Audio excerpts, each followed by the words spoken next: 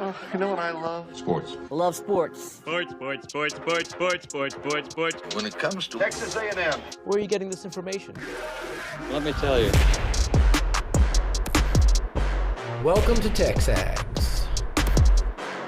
I need to talk a little sports with you, Ags. David Nuño here with TexAgs Radio. Billy Liucci here on TexAgs Radio. Olin Buchanan. We will develop men, we will graduate players, and we will win championships on the field. The best way for us to win is to do it together. Do you realize everybody knows who you are right now? Very thankful for 12th man. They've won us games. Been in college baseball for a while now, but I've never experienced anything like 12th man. That's about as pretty a throw-catch combo as there is. I saw the safety roll, the slot fade. I knew where I needed to put the ball. Our skill set worked great together. Like, he was more speed and I was more power, and then we put together, it was like thunder and lightning, you know. You know, if I'm betting on anybody, it's the Aggies.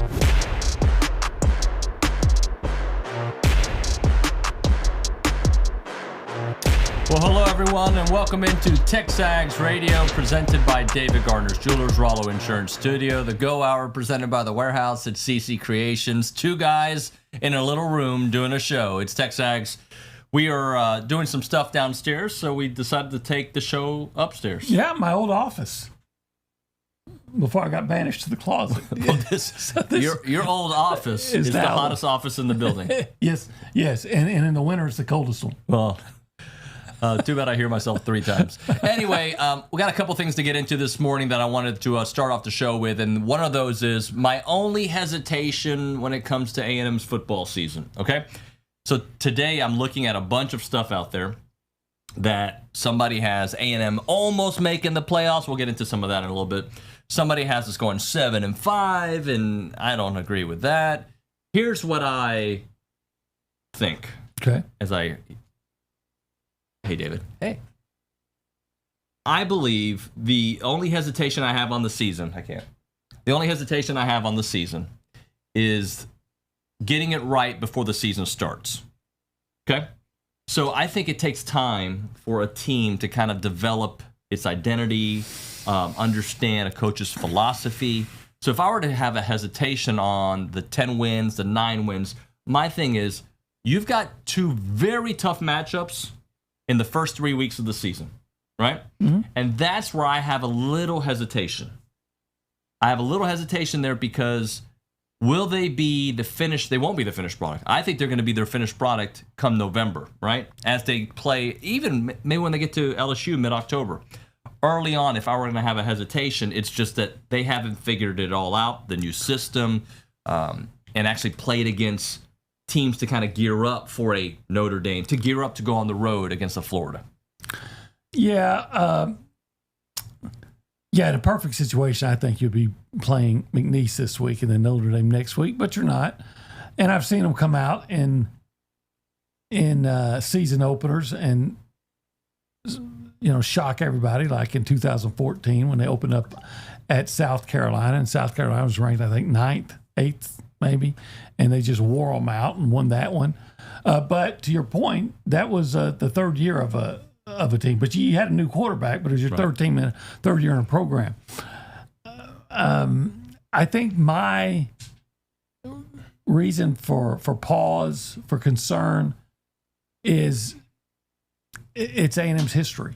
It's the recent history of underachieving and not playing up to your potential, and I think that this team has tremendous potential. I still think there's outstanding players on the roster. I think it's at least a 9-win roster, probably a 10-win roster, but is it going to be the team that's going to play like it? Is it going to be the team that's going to be coached like it? Are they going to be able to get into the fourth quarter of close games and make the winning plays, which you haven't done in the last 3 seasons? Yeah, couple things that first off, I 100% agree with you. It's because of our history. Mm-hmm. But I also think, and I know you think this too, it's unfair to give this group others' mistakes, right? Right. But back to being an Aggie, you got to prove it to us, right? You got to prove it to us that you're not going to be the same, good 1 year, bad 2 years, or semi-bad 2 years. We've got to see this group of players figure it out, but it's not fair to hold them back for what has happened in the past. Absolutely. I am cautiously optimistic. Like what I've seen from Mike Elko and his staff. I've seen a lot of hard coaching going on without, just a monsoon of expletives, just actual teaching going on. And I think they were more efficient, and I think they were just more organized. And I think that will or should translate into, winning some tough games. The games that you had a chance to win the last few years and let get away. But I have learned, we all should have learned not to just take anything for granted. You had the number one recruiting class in the country. Twice you were ranked 6th in the nation to start the year and had extremely disappointing years. You can't take anything for granted here until you can take something for granted. So I like the roster. I do. Do I wish it was, do I wish Anias and Edger and Cooper were still here? Of course, but every team loses guys. I wish Mike Evans was still here. Yeah, every team loses. The guys up in Notre Dame wish Jagashaw hadn't gotten hurt, right? Every team loses guys. So, you look at all those things. I think that A&M has a really talented roster. Yeah. I think they have better coaches, but A&M has to, and maybe those better coaches are going to put them in a better chance to make the plays that are the difference between winning and losing. Right. But I have to see it. Yeah, and I think we're going to see some of it this year, right? And by some of it, I think we can see it this next week. I'm with you on Notre Dame. I'm really overly optimistic, or not even. It's not cautiously optimistic. I think we're going to win, and I think it's going to be convincing. When I talked yesterday to a Notre Dame insider. He was actually really good. He gave props to A&M, no doubt. He thinks their defensive line is going to be really good. He thinks their wide receiver group is going to be good, and he says that their secondary is, if not the best in the nation. 100% agree. But can you run on them? I think Le'Veon Moss is going to be able to run on them. I think Amari Daniel is going to be able to run on them if the line, especially the left side of the line, which I think is going to be stellar, can establish the ground game. Well, and they're going to have to do it against a good Notre Dame defense, right? I have no doubt that Notre Dame's going to have a strong defense, and there's going to be some field position play going on.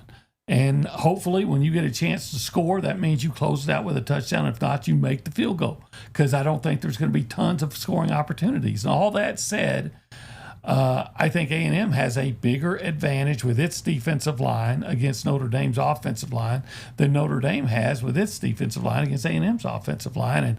And I'm curious of why the folks up in South Bend think their receiving group is going to be elite. Yeah.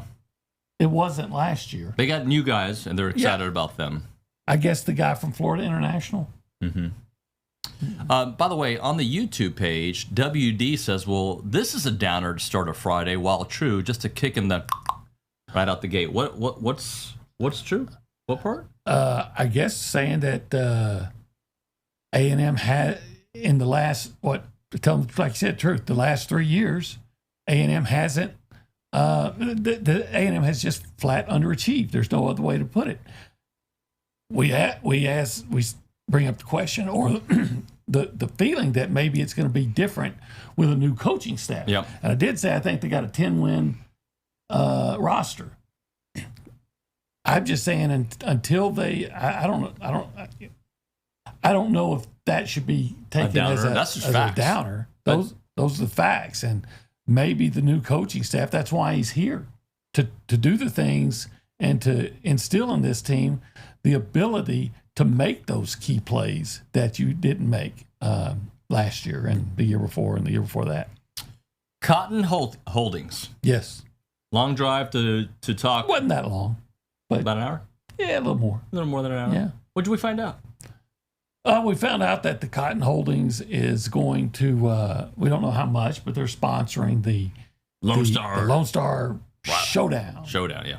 which is going to be a competition, you know, and all throughout all sports between Texas and Texas A&M. But really, what everybody cares about is football. And I know that's kind of myopic, but it's true because they kept talking about, hey, the game's back, the game's back.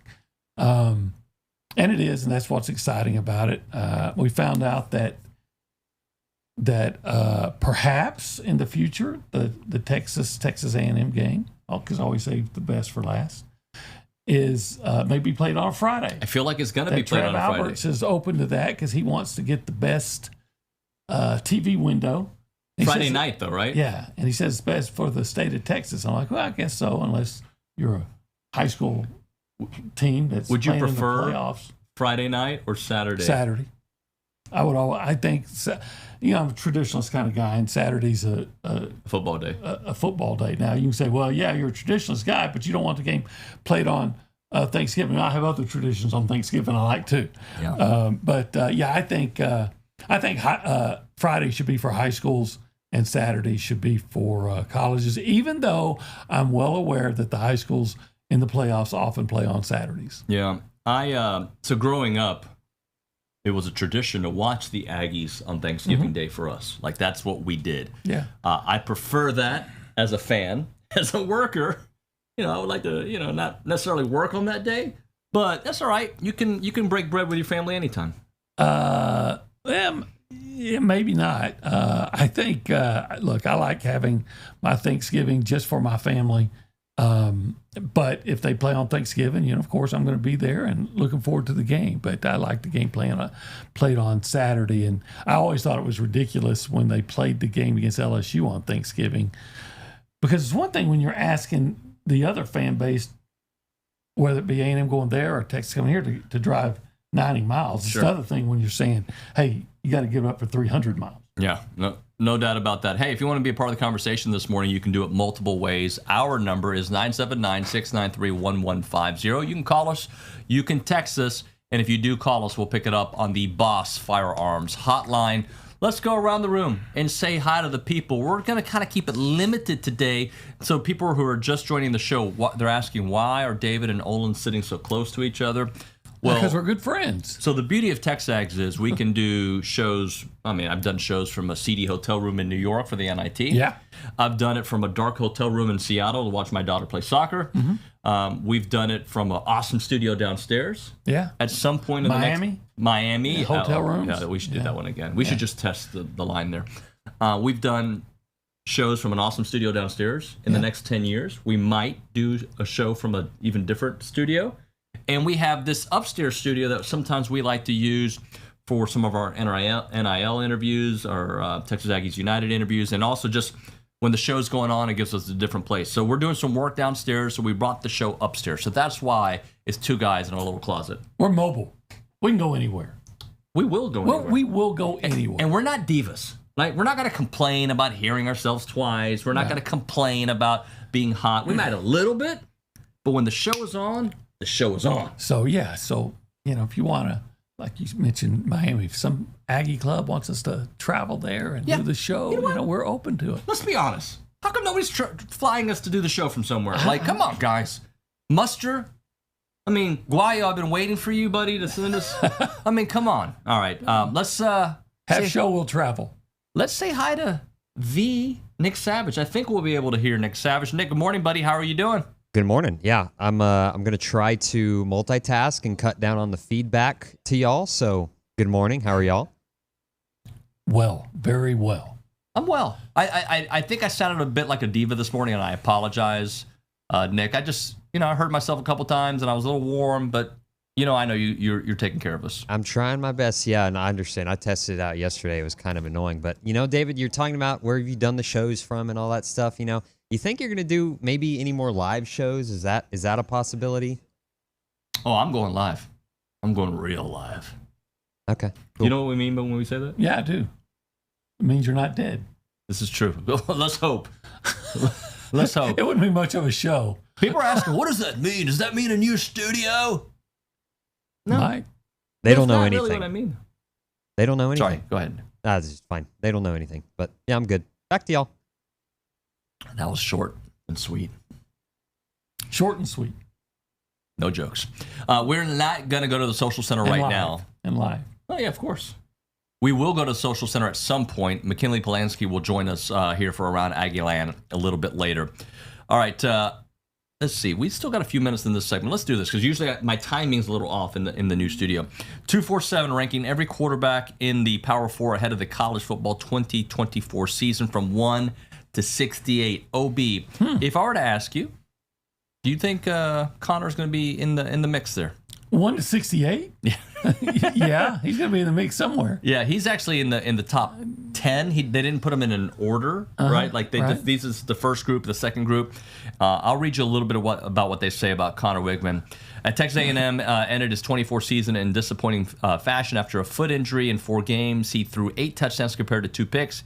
He looked like a future star at the position. He's got the timing. He's got the anticipation. He's got the touch, the zip on the football. A healthy Wigman in 2024 could mean big things for the Aggie offense. Yeah, Connor Wigman. Look, you ever heard the phrase, if you have your health, you have everything? Yeah. Well, if you have a healthy quarterback, Connor Wigman, you have everything you want from a quarterback because he has a big, strong arm. He will test you downfield. Yeah. He can run when he needs to. He's smart. He's mobile. He's accurate. Yeah, I don't know what you want from a quarterback that you don't have when he's healthy. Well, I don't want you to say too much more about Connor because we might talk about him next when we do 24 and 24, brought to you by FBS Appliance. We might talk about him. We might talk about somebody else. Yeah. There might be like a wild card player that we have not, that we didn't think about. That like, boom, number 1. All right, well, I'll look forward to that then. We'll hit a break. By the way, this is Coffee Talk. Beat the hell out of mornings by going to texags.com/coffee. Get yourself a bag of TexAgs coffee. Check it out. I'm having some as we speak. We're going to hit a break. We'll come back with 24 and 24. The number 1 guy. His name is, I'll tell you on the other side. Right now, though, we're talking about the Association of Former Students. If your organization or business is looking for a way to engage with Aggies, then you need to check out the Association of Former Students. They bring Aggies of all ages together during awesome events held throughout the year. We're talking about Aggie Ring Day, All Aggie Hullabaloo Gathering. They all welcome tens of thousands of guests, and there are many sponsorship and vendor opportunities available to get your brand in front of all those attendees. These events offer a wide variety of both digital and in-person options to promote your brand, and these options include title sponsorship naming. You've got on-site presence. You've got activation, recognition in social media posts, and much, much more. There's also advertising opportunities in both the Texas Aggie Magazine and the Aggie News newsletter, which are seen by over 230,000 people. So if your business is ready to engage with Aggies, choose a partner that's been with the organization supporting the Aggie Network for over 140 years. For more information on options available through the association, please email sponsorships@aggienetwork.com. That's the Association of Former Students.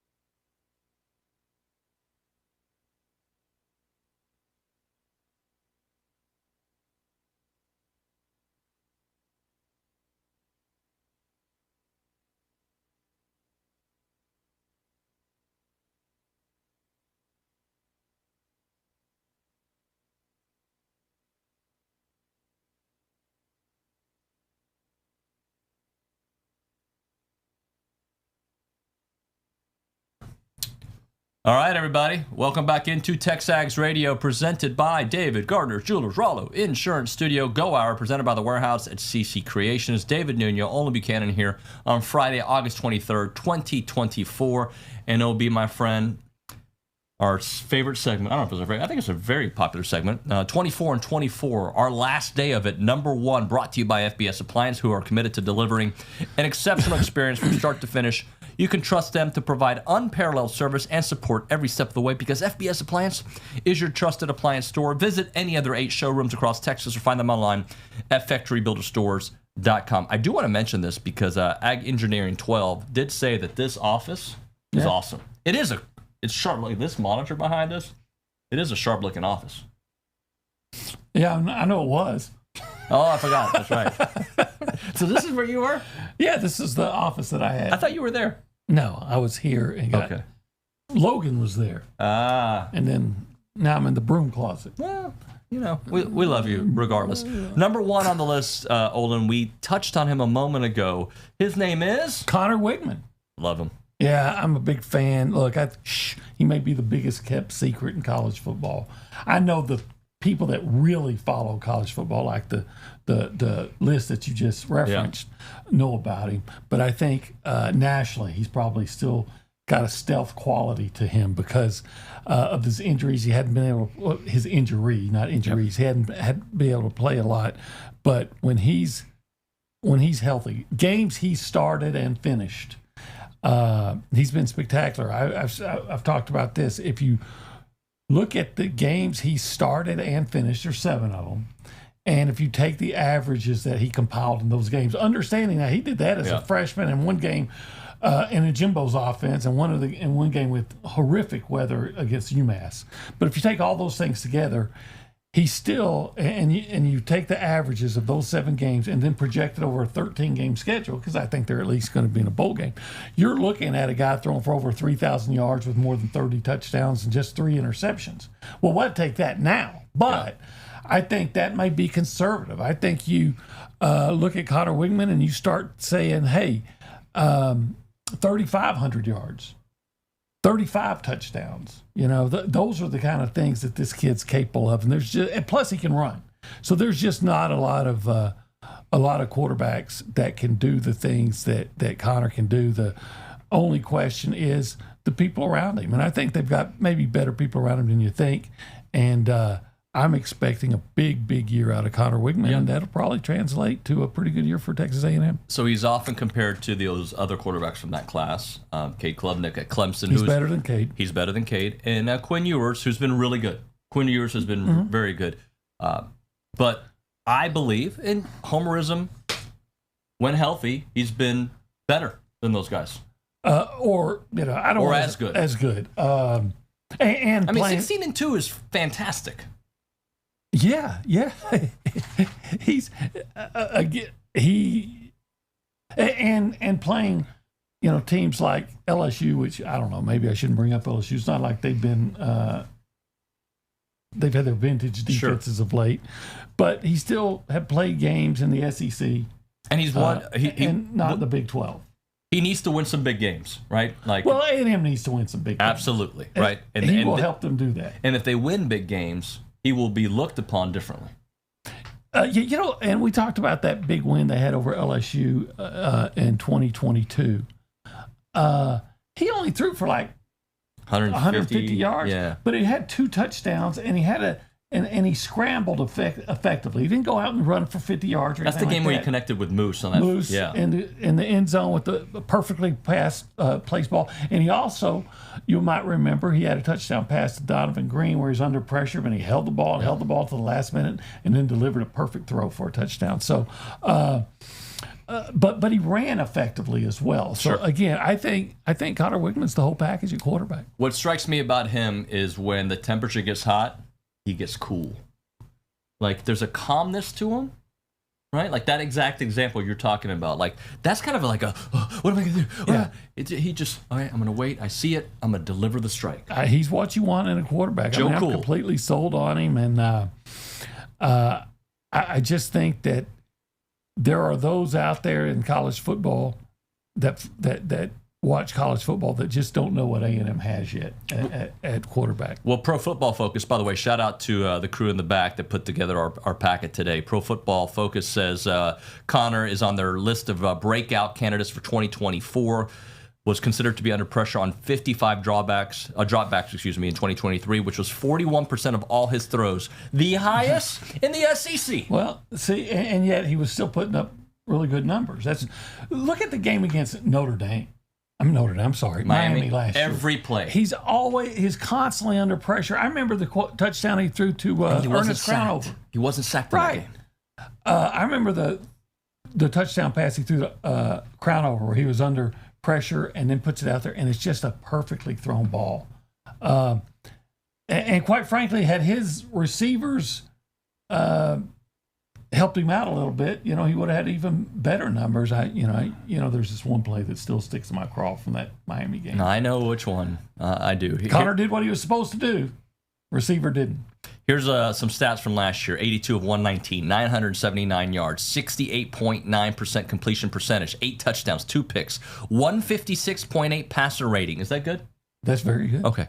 87.5 QBR. Is that good? I think it is. Yeah. 12 carries, 63 yards, 2 touchdowns. Is that good? That ain't bad. That ain't bad for your quarterback, right? Especially because, they're going to put sack totals in there too. How about his Kyle Field stats? You want to hear those? Yeah, let's hear them. 51 of 66. Good? Yeah. 643 yards, 77.3% completion percentage. 77.3. 6 touchdowns, 0 interceptions, a 189 passer rating. And does that include the UMass game when the weather was so bad? This is 23, so no. Just 23. But 22, you want to hear 22? I'll give you 22. 22. 896 yards passing, 55.3% completion percentage at Kyle Field, 8 touchdowns. There you go. Yeah, and again, this is all abbreviated. Think of what he did this in a bad offense with and a lot of that in 2022 as a true freshman. Just giving better help around him as he grows as a junior, playing in a better offense, and imagine the numbers that he could put up over a 13, 14, 15, dare I say 16 game season. Keep him healthy, guys. Keep him healthy. And I do, later on when we do bank on it, I'm going to bank on some stuff. You're going to be like, of course you're banking on that. Okay. But I'm banking on that line being significantly, I'll bank on something different. But right now, I'm banking on that line protecting him more than we've seen whatever quarterback the last 3 years. Yeah, I'm agreeing with you on that one. Did you know the difference is real? It is real. Yeah. The difference with Connor Wiggins is real, but you know what? Yeah. There's other differences that are real too. Is Jason and Jackson Rollo, are they kind of like Connor Wigman when it comes to... Well, they're probably... they've done it longer. Even more proven. Yeah, they're more proven. Yeah.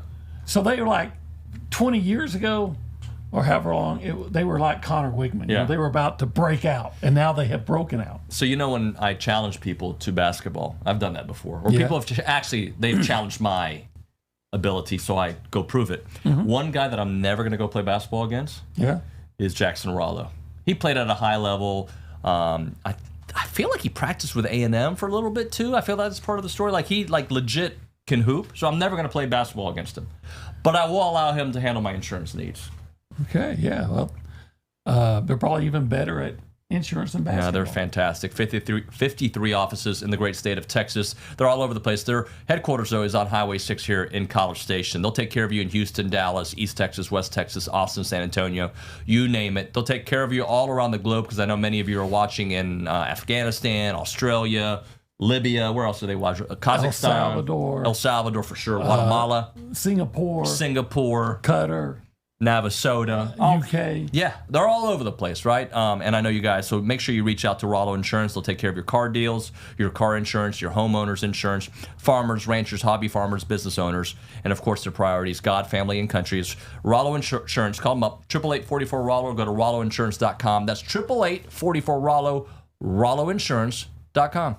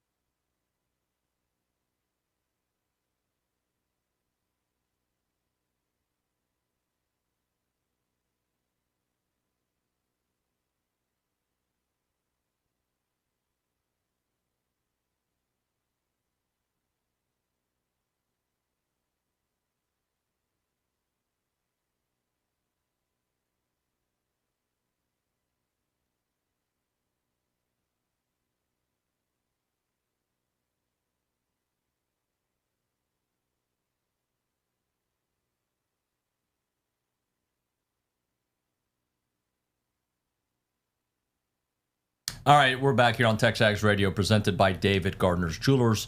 Rollo Insurance Studio, the Go Hour, presented by The Warehouse at CC Creations. Maroon never looks so good with Maroon U. OB, look, buddy, one thing we know food. Yes. We know food in different ways. Yes. We have a different relationship with food. You have a more romantic. No, I think you have the more romantic. Okay, yeah, I serenade. Food, yeah, I'm sweet. It's wholesome. Yeah, it's a real relationship. Yeah, I care about, like, but I eat a lot. You act like I don't, but I think but you're careful with what you eat. Sure. My relationship with food is more like a tawdry affair. It's like it's dirty. It's all the your basic instinct. It's on Showtime. You're Sharon Stone and Michael Douglas. That's who you are. My basic instinct is to eat as much food Can you close your legs? as I like. Anyway, the reason we say that is people know that we know food in different ways. Yeah. So we've been recruited, right? Yeah. We're like Josh Pate being recruited by the gas stations, but barbecue joints have been recruiting us because they know that we know food, right? Yeah. And we know rib tips, right? Rib tips, I loved them. We know mac and cheese. Yeah, buddy. Especially you, buddy. That's your wheelhouse. No, I'm usually sweet with food. With macaroni and cheese, I'm not sweet. Yeah. It is more. It is. Yeah, it's what you do, right? Yeah. Yeah. Don't say it because I can see a thought coming. I won't. So we're gonna drop a hint because we have found our new place. We've been courted for months now, right? Mm-hmm. For months, people are like, "Come, David, let me give you free food." I'm like, "No free food." Okay, free food, right? But the place that we have decided to go to, I double paid. Our new place. Our new barbecue place. It's a place that I sampled before. I'm like, oh, bro, this is like a different level. And then I took you to lunch there. And it was awesome. It really was. It was one of those when we left, we're like, it's so darn good. We're not going to tell you who it is today, by the way. It's so darn good. Yeah. I ate too much, though. I did eat too much. In fact, I took some home, and then it was in the refrigerator, and my wife got home that night, and she ate it, and she just raved about how good it was. So we're not going to tell you who it is. I was planning to come home and eat it. Well, sometimes you better go fast. She beat me to the refrigerator. So here's the thing. We're just going to give a hint at what we're going to talk, but we're not going to say what it is. Okay. If you guys want to guess, by the way, there's really good barbecue joints, driving distance from us. They're all great. Yeah. This one, we just found it to be a cut above the rest. Yes. Man. What's the hint? I don't know. I mean, I don't know. It's so hard to come up with a hint. I'll just say it's worth the drive. But it's not far. Well, it's not far. But you might think, like, oh, but it's not far. It's literally 7-8 minutes from here. We'll get 10. I would think that I'm not gonna walk there, but I'm gonna drive there. Yeah, I would think that even if I was like living out in Austin, I would drive all the way there. I might even coming for a game day. Yeah, I mean, just stop. Boom. I might stop at the at the cemetery in Snook and do some business. Yeah. Yeah. You think our forefathers would like this place? Yeah, I think all four of my fathers would. My mother was married 4 times. I mean, all 4 of them would. Everybody would like this. Give me barbecue or give me death. Since we're talking about our forefathers. So that's the hint you're going to get. That's it. All right? That's all I'm going to say. Yeah. That's all you have to say. Yeah. But I could say more, though. Man, those ribs. I love ribs. Those ribs. And that brisket was, that was top shelf. The macaroni and cheese. The macaroni is. Bro, legit. Like, I would have used it as a hot tub and just laid in that. Macaroni and queso. It was so good. Anyway, Philip, yes, you're correct. Somebody just texted the show. But I'm not going to say it. But I'm not going to say it. Don't have to say it. I don't have to say it. We'll say it eventually. We spent way too much time. But thank you to our new beloved barbecue joint that's not far away. Thank you guys. You guys are the best. JD Piquel, you familiar with him? Hey, you've seen him. JD Piquel, that sounds familiar. On 3? Oh, yeah. Kind of a stout, strong guy. Hair. He's got great hair. He's got the hair from remember the Titans? Kind of like that kind of hair. He's really good. He's got a couple clips there. He talks about A&M's keys to stopping, Okay. Notre Dame. Mm-hmm. So we're just going to play little snippets because I want you guys to go support JD. But here's a little snippet about A&M, how they can attack Notre Dame. All right. For A&M, are you able to set the tempo with the run game? And this isn't just the cliche take of, whoever wins the line of scrimmage wins the game. Sure, that's probably a way that you could phrase this, but I think more importantly, like, can you move the ball in the trenches with a Le'Veon Moss and a E.J. Smith and help Connor Wegman get acclimated? And then also, can you try and take resources away from that Notre Dame secondary? Because, like, to be honest, y'all, I think Notre Dame's secondary is the best secondary in America, not named Ohio State. Benjamin Morrison, Xavier Watts going to make a lot of money at the next level. If you can run the football effectively, guess what you do? You have to add in more numbers if you're Notre Dame to defend that. Really good thoughts there. Yeah. I think Le'Veon Moss and Amari Daniels can set a tone against Notre Dame. What I hope happens is exactly what he said there, that you establish such a good running game against them that it does open up the pass later. I think you always want to run the football if you can. And the fact of the matter is A&M has some good receivers, but nobody that we know of is a great receiver. Yeah. I'm still going to not go in there scared to throw the football. Connor's so accurate. But, I think if you establish the run, everything gets easier. And whether or not they can establish the run, we'll see. But I know I think there's a good chance that they're going to be better. I know Reed Adams was talking to us last week, and he's extremely confident in his ability to run block. Yeah. And I'm feeling good about Chase Basantes back where he's supposed to be, a year older, a year bigger, a year stronger. And I've always felt good about Trey Zoom. So, we'll see about the other interior line spots, but other teams did move the football on Notre Dame. It's not like they shut down everybody they played last year. Well, now let's talk about how Notre Dame could attack the A&M defense. If you were to say something you worry about with Riley Leonard, it would be his legs, right? He had the ankle surgery in, I think, March, maybe April. So I don't know if he's 100% or not. I would think the thing I'd worry about most, if he's out there, you figure he's ready to play. So if I was a Notre Dame fan, I'd worry most is, are you going to be able to keep Riley Leonard upright? Well, here's JD Pickell on Riley Leonard and that running game. And in a perfect world for Notre Dame, quarterback has a chance to knife up field, or if that defender, whether it's a linebacker or a safety, is rolled up and tries to take away the run, dump it off to a playmaker, let's get north and south, let's have a first down, keep this party rolling. If you're Texas A&M, that can't be the way that you lose this game. It can't. I mean, the most important thing here to give you my take on this, do you have an answer for the triple option? And not just do you have an answer for the modern triple option once or twice or early in the game. I'm talking about throughout the course of the game. Can you find a way to take that away? Think about that. I think if you win at the line of scrimmage, you can take away the triple option. I think if you win at the line of scrimmage, you can take away a lot of things. Yeah, what I worry about is over pursuit from the ends and allowing Riley Leonard to get away. That's what I worry about more than the triple option. Those breakdown plays that Jackson Dart killed A&M 2 years ago with. That's what worries me about him.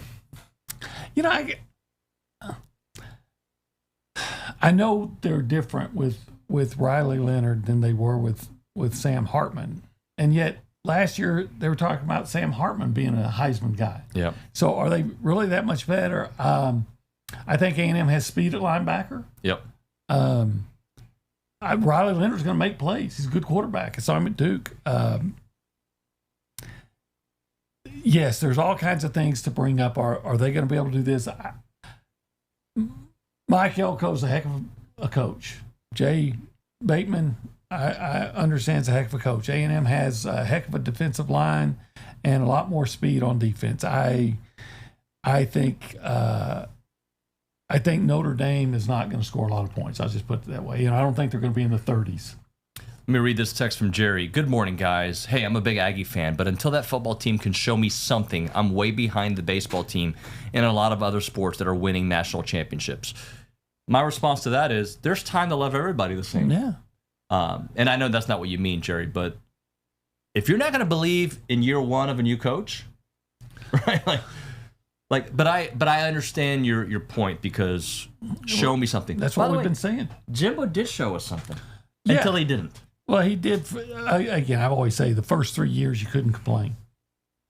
And then the fourth year, we thought, okay, he lost his quarterback, so that makes sense. But then, the day they lost to Appalachian State, it I guess exposed the emperor was wearing no clothes. Yeah.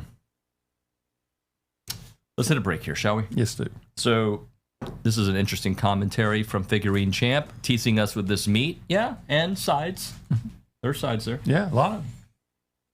I would probably wear my duck camp gear to this barbecue joint, by the way, because I like to look cool, and we're not wearing it right now. We should be, but I'm getting blood work done today, and so instead of a long sleeve shirt, by the way, you said cool. I had on that long sleeve shirt. You were cool 2 days ago, and it's very airy.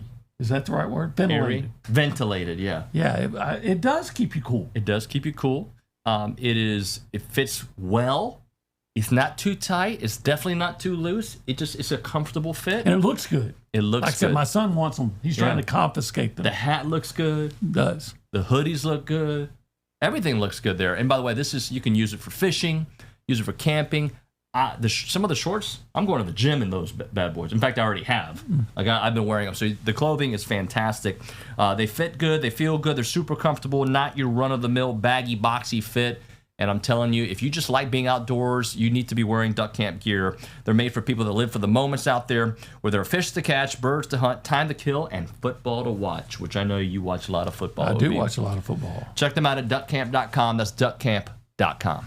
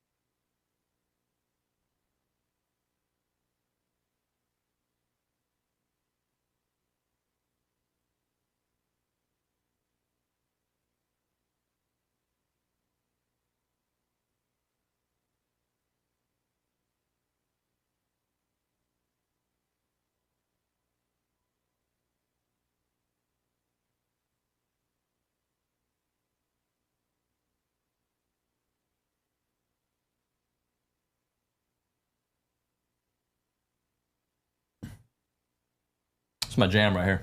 You like Toby Keith? I do. I was a fan. Yeah. It's TexAgs Radio. We are presented by David Gardner's Jewelers Rollo Insurance Studio. We got some bills to pay, but I do want to answer. It's a Go Hour presented by the Warehouse at CC Creations. I do want to answer a question, but my screen froze, so let me see if I can find it here. Rico says, is there a scenario where'd it go? Where A&M goes 10-2 and misses out on the playoffs? I'm sure there is a scenario there, but I'm going to tell you no. They make with that schedule, with the teams that they would beat at 10-2, they're getting it. Yeah, I would think so. I would think a 10-2 SEC team's probably getting in, and especially if you're A&M at 10-2, that means you have wins over a combination. LSU, Missouri, Notre Dame, Texas. You beat two of those four. Two of those four. I think that gets you in. Yeah, I agree. Time to bank on it. Presented by Vera Bank, authentic relationship-based banking built for real life. Go see Joel Jackson and the team. You can learn more at verabank.com. OB, next week we'll start banking on more like Notre Dame things. I'm going to bank on something real big. All right. Okay, and it's not that big. If you listen to the show, you know where I am on this team. I am banking on this team being better than we've seen the last 3 years, and I'm not giving you a win total, but the win total will be better than we've seen in the last 3 years. Okay. Okay. Now that's not going out on a ledge. I recognize that, but you could be better and go 7-5. You could be better. You could be better and go 8-4 if we're talking about a better football team. I'm telling you, we're going to be a better football team, and the record will reflect that as well. We're going to be better than we've seen in the last 3 years. Well, if that's the case, they won 8 games 3 years ago, so then you're talking about at least 9. 9 wins. Okay, that'd be awesome. Well, that wouldn't be awesome. That would be good. That would Really be good. really good. Really good.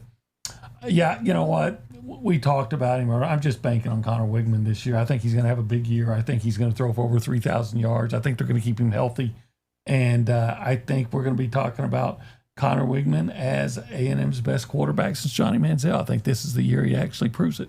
So Eddie in Austin sent us this tweet by Bobby Football. Okay, Rob_Paul. Small sample size, but A&M's Connor Wigman has moments where he looks like a potential first-round quarterback.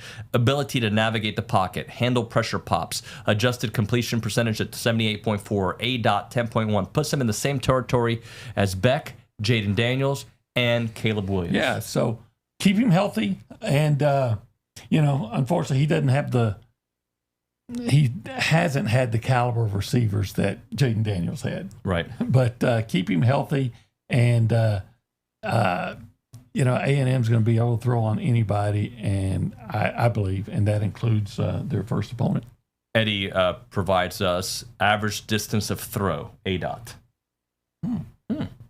Pretty good. He doesn't. Connor doesn't mind throwing the ball downfield. Derm Doc, I'm not going to say it. Is he on to something, OB? Yes, he's on to something, but we're not going to say it. Yeah. We're not going to tell you what it is. He probably has forefathers, too. Yeah.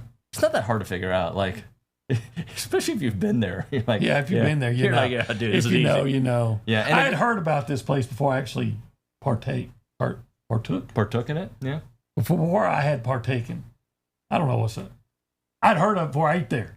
But, look, I feel like this whole hour's been an advertisement, but it's a legit thought. When somebody overrates a place and you go, like, it was good, but you left, you're like, dude, you were right. Yeah, it was legit. Yeah. Anyway, all right, guys. So, what do you got going on this weekend? Well, I'm gonna rest as much as I can because the grind. We work every day for the next 13 weeks, 3 or 4 months. So I'm going to rest as much as I can, but I'm going to watch Georgia Tech and Florida State, and probably eat some food that I shouldn't eat. Yeah. I'm going to probably eat out more than I should because, again, it's going to be that grind. We really don't slow down. At least I won't until April when the basketball team finally gets finished and they finish at the Final Four. Take that to the bank. But there's nothing better than having football to talk about for what we do it's and for what our labor community of love. does. Yeah, it is.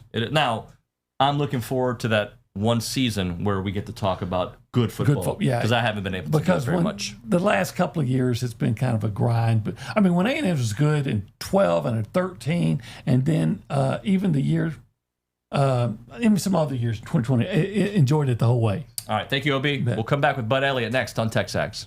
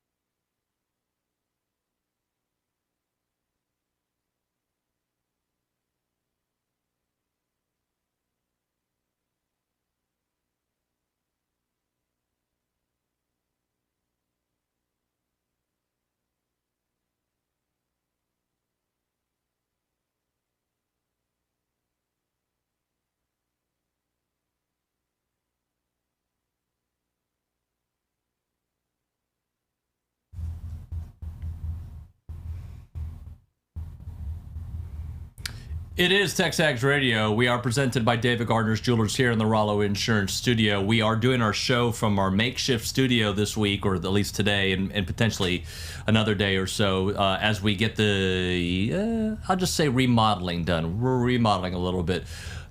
So our next guest is somebody that I wanted to talk to for a long time. In fact, I get messages on the boards like, when are you going to talk to Bud Elliott? Well, we're going to talk to Bud Elliott today from 247 and CBS Sports Cover 3 podcast here on the Boss Firearms Hotline. Bud, man, what's going on? What's going on, man? Just getting ready for college football season, looking over all these preseason notes and kind of figuring out some of our coverage for the year. I'm excited. Yeah, we're super excited too, and I'm excited for football this weekend. How much intrigue or interest do you have in this matchup between Florida State and Georgia Tech? We've got our former quarterback, Haynes King, going at it versus DJU. Pretty good bit. It's kind of the matchup of the weekend. Week 0 is kind of a nice little appetizer for the regular season kicking off. I thought Haynes King was pretty effective at times last year. I think Tech has a really good offensive coordinator in Buster Faulkner, and they bring back quite a bit on defense of a really bad defense, but like maybe they'll be better this year. I think there's certainly that that possibility. Florida State's a very different team this year. That they are, I don't think anywhere near as explosive at receiver as they were at times last year, but I think it's probably the best offensive line they had like since 2014. So maybe a decade. All 7 of their top offensive linemen are 23 years of age or older, and they're like finally healthy, whereas last year they were pretty banged up. And then defensively, I was a little surprised, but I knew they were good up front. I've seen them. Pete Thamel said they're the best defensive line in the country, period, with A&M kind of the only one in the conversation, and he expects all 4 of their defensive linemen to be drafted in the top 100 next year. So if they play like that, they will win in Ireland, right? And the corner combo is, I think, very good. Probably the only 2 I would take over in the country as far as, 1-2 would be like Vatek and Ohio State. So there's some pieces there, but it's going to be like a much more like defense, run game, physicality type team this year than it was last year. But I do want to move to the SEC and A&M specifically here in a moment. But for the ACC, are you one that buys Florida State winning it? Is it a Clemson year, even though Dabo's kind of taken his time with evolving with the game, if you will, or potentially Miami, who's added all these guys, and we're still waiting for Miami to reach that potential? David, I really have all 3 of them about even. I don't want that to sound like a cop-out answer, but I think Miami probably has the highest ceiling if it all really comes together in the right way, but also that kind of counts on Mario Cristobal coaching well. And to me, like when I do my power ratings, I start with talent, and then I make some coaching-related adjustments. And I'm sure you can guess which direction that coaching-related adjustment for Miami typically comes in. So they certainly could win it. Clemson could. Like NC State, Vatek, and Louisville could win it if everything clicks because they have the path to get there, especially Vatek. Like they could be a surprise, team to make the playoff if they run like 11-1, lose the conference title game type thing, or maybe win it. So I think it's kind of wide open. When you mention teams that may be losing some points for coaching, I was wondering if you're talking about the previous staff that was here at Texas A&M, because there's always been talent. I saw you took the over on the 8.5 in Vegas for A&M. Tell us a little bit about your thoughts there. Yeah, I like how the schedule falls for the most part for A&M. I feel like where they get the games and when they get the games is generally favorable to the type of team that I'm projecting for the Aggies this year. It's kind of like the conversation we just had about FSU, right? If they're going to be good, it's because the defensive line needs people alive. They scrounge together enough points on offense. They punt well, they kick well, they play sort of smart football, execute in the red zone. I like a lot of where the games fall for them. I kind of like how they match up against Missouri. Missouri's got a lot of turnover on their offensive line, and I think A&M could probably score a little bit against that defense. The thing I liked better actually than the over 8.5, there were some like plus 350 and plus 325 out there to make the playoff. And I was like, well, looking at this, I think it's more like a 250 shot. So I thought there was some surplus value there. So I ate some of that up. And I like this A&M team. And like you mentioned, for a long time, A&M fans did not want to have me on the air. And then, it seems like now we kind of agree on the last hire. It's interesting with Jimbo, I thought initially he got a little flack. I'm talking about the 21 season after 20, because his quarterback was injured. And the last 3 years, you could say that. But it did become apparent he wasn't evolving with the game. Did you see that early on, even after the 20 season? Yeah, I mean, I had my doubts. Like I remember talking to Billy, in 20, whatever year that was, 2017, I think it was. Pretty early in the season. Like we had vibes that something was up in Tallahassee, and I was like, man, he's not the same guy that he was as a coach in like 2010 to 2014. Like it's very different in Tallahassee now, and guy is like really, really stubborn. We knew he had some guys on his coaching staff in Tallahassee at the time who were not Florida State quality. They just weren't, and we were proven right almost immediately because he didn't take any of those guys with him to A&M. I was like, dude, if those guys are actually good and you're stubbornly saying, I don't need to make any changes here, take them with you, right? Or like, what are you doing? And he took 0, right? I think, or maybe 1. I'm trying to remember if Coley was on the staff or not at the time. So yeah, I think he's a really, really smart guy, but like also managing people and communicating with people is an important skill set as well. I think no Elko's doubt about it. Coach. Sorry, I didn't mean to cut you off. There's a little bit of a the delay. job that Elko did last year with that staff, when Leonard was down and their backup was down, and they had to get like the third stringer ready to play in that Wake game and a couple of those games. Like I really was impressed. I mean, third string true freshman kid, he got them ready. They moved the ball. Elko just kind of finds ways to win and doesn't make excuses. I like the guy a lot as a coach. Well, and I'll add to that the staff overall, right? Like you can have your opinions on Jimbo's previous staff. I'm really bullish on this staff that Coach Elko's put together. We know he's a great head man, but he's put on some other guys around him to really make this, I think, offense pop with Colin Klein. Defensively, Jay Bateman's an extension of Coach Elko. Tommy Moffitt, strength and conditioning. A lot of others as well. And I think Bateman is an underrated hire here. In looking at this, people want to say like, hey, he was benefited at Army because of the tempo that Army plays with. And sure, on the surface numbers, I agree with that. But even if you adjust for tempo, like Army played well above its talent score for me. And then I don't think that anybody's going to have success running a defense at North Carolina because of the lack of physicality at North Carolina. I think it's kind of a soft program. And also the tempo they run with is real difficult. So I really don't bang Bateman for that. I think Bateman's a pretty bright guy. And I like that hire a lot. I think the staff that Elko has put together is really pretty good. If I have a question, honestly, it's the receiver coach choice was interesting to me. I thought Bama's receiver development over the past 3 or 4 years has been horrid. And I'm like, that maybe he knows something there that I don't know. But like, that's the one that kind of stood out like, kind of funny. But the rest of the staff, I love. We've been pretty bullish with Holman Wiggins. He's a really good recruiter, and unfortunately we haven't seen a lot of wide receiver development here at A&M the last few years as well, so we think it is an upgrade. And also O-line coach. Yeah, no doubt. I thought the O-line coach was a great pickup too. So I started the show with this thought: if I have any hesitation on A&M this year, it's the beginning part of the season, because sometimes it takes time to figure the new system out against big teams, and they're taking on Notre Dame early on. They're taking on Florida on the road. They haven't won on the road since 2021 when they beat Missouri. That's a long time. So how important do you think to their season, this first couple of weeks of the season, really what it'll propel them to? I think it's huge for them. If you look at the schedule here, I mean, if you get Texas A&M, if you get Notre Dame in that opener, A&M is going to be favored to make the playoff. Like that's how hard it's going to shift. Because if you can beat Notre Dame, I mean, at Florida, I've been reading Florida's practice reports, as I'm sure a lot of Aggies fans have as well, and they're doesn't look great. So maybe they're not that much better than they were last year. I do have them as an improved team, but they played pretty poorly at times.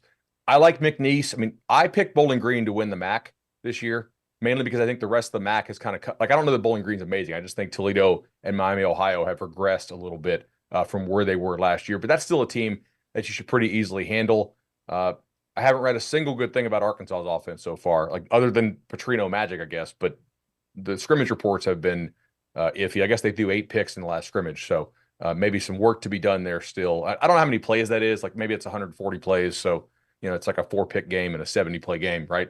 And then getting Missouri at home, like I talked about, going at Mississippi State off a bye, so you get the bye to work on that interesting offense they're going to run, and we'll see how much defensive depth Mississippi State has.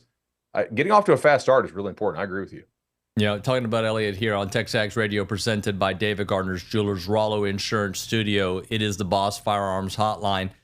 So let's look at these opening week games beyond 0 week. Let's talk about the Miami-Florida game. When you see that game, like we talked about A&M, what it's going to mean for the rest of their season. Same with both of these programs.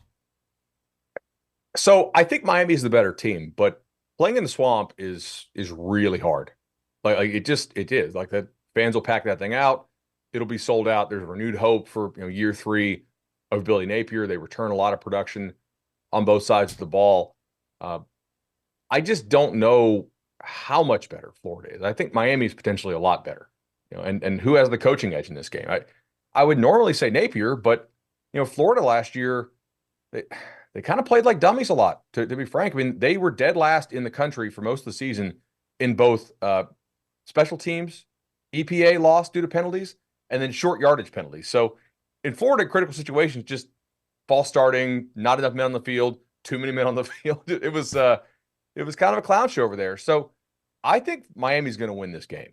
I trust their quarterback, Cam Ward, more than I trust Graham Mertz. I don't know that Florida's weapons are all that amazing.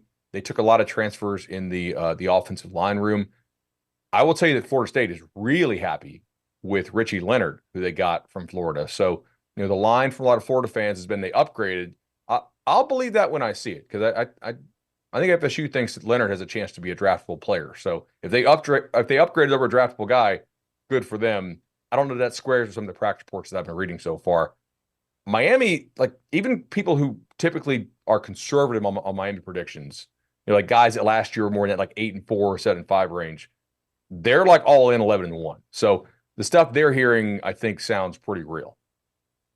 But I believe in LSU versus USC because I just don't believe in Lincoln Riley. That being said, LSU has struggled to start off seasons the last couple of years. How do you see someone kind of playing out? Yeah, if I'm an LSU fan, I'm kind of like, what are we doing in this transfer portal market this offseason? I said this on Twitter and I got some blowback for it, but I don't really care. Like, you got 4 linemen on offense who are probably going to be drafted. You think Nussmeier is sneakily like one of the best quarterbacks in the SEC, and I do. I've been betting him 60-1, 55-1 to go first overall because I don't really trust some of these early mock drafts.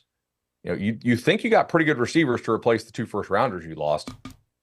Why the hell are you not all in to get an extra defensive tackle in the portal? Like, why are you not going out to get another corner? Like, to me, that's a miss by LSU. I think their high school recruiting is great. I think their portal stuff is bad, honestly, relative to how good they are at the high school talent acquisition stuff. So I think LSU's offense will score. I think they'll be a little more physical. I think they can probably push USC around. I mean, it's Blake Baker. He's a good coach. They didn't add much in the portal. They lost 3 linemen to the NFL draft, I believe. So I don't know, man. I'm a little skeptical that this defense is going to be just magically fixed because of a coaching change. You mentioned Nuss there. We didn't really get to talk about Connor Wigman. Just your thoughts on Connor. When we've seen him play in those 8 games, he's been brilliant. What do you think? How does that look long term over a season? Yeah, I think his ceiling's really high. I'd like to see. I mean, he's got to stay healthy, obviously, right? I'm curious is A&M going to run him? Because Klein, ran the ball with the quarterback a lot, both as a player and as a play caller. So, how much different does this A&M offense look? Because he doesn't look to me like a guy who's going to be a great rusher of the football. So they're going to have to probably call it a little bit differently. I heard in spring he was kind of toughing through some stuff. I don't know if that squares with what you guys had heard. Yeah. But they were happy that he got out there, but he didn't look very good. So, is he better this fall? I really haven't read a whole lot that he's like killing it, but I don't know that he's had a bad fall. I'll be watching an opening game pretty closely, but he's got some talent. I think he looks great this fall from the few practices I've been to. Billy's coming back, and he's been to several of their scrimmages. He looks like the old Connor Wigman, at least from a mobility standpoint, and we know he's got a little bit of the stature, the swagger in the pocket. So I think he's going to look like the Connor we've seen before. We got to obviously see it in a game time. nice, man. I'm excited about that then. I want to ask you about something Feinbaum said the other day. He said that the Alabama dynasty had ended during the Saban run, not after. What do you think about that? Because I think he had his best coaching year last year, and I know I'm not the only one who thinks that. That's interesting. I guess all great coaches eventually see their runs end either because of like some, like a rule change in the sport that they were previously exploiting and they could no longer do so, or maybe various factors, right? But one of the ways that oftentimes these like legendary coaching runs run out is you just kind of, your connections dry up as far as bringing in assistant coaches. I think it's pretty clear that they have a better staff now than they did last year overall. Now, granted, like losing Nick Saban is a pretty big thing to lose, but the rest of the staff I don't think was all that great personally. And you saw it in Tallahassee with Bobby Bowden. Eventually, like your tree is going to kind of run out because you haven't personally worked with these guys at other stops, and maybe you're like some of the new guys you're bringing in haven't worked with guys elsewhere, and at that point you're really relying hard on your agent to suggest guys to you, and sometimes those hit and sometimes they don't. But I think your hit rate is higher on guys that you've worked with before, so you actually know. And Nick sustained for so long bringing in guys with whom he really had no connection, which is mighty impressive. But eventually, I think it kind of ran out. I think he had some guys on his staff who, probably weren't the quality that he had on his staff maybe a decade ago. But I mean, the way they got Bama last year to the SEC title and winning it was super impressive. So I do agree. Like, they adapted during the season, and would it have sustained?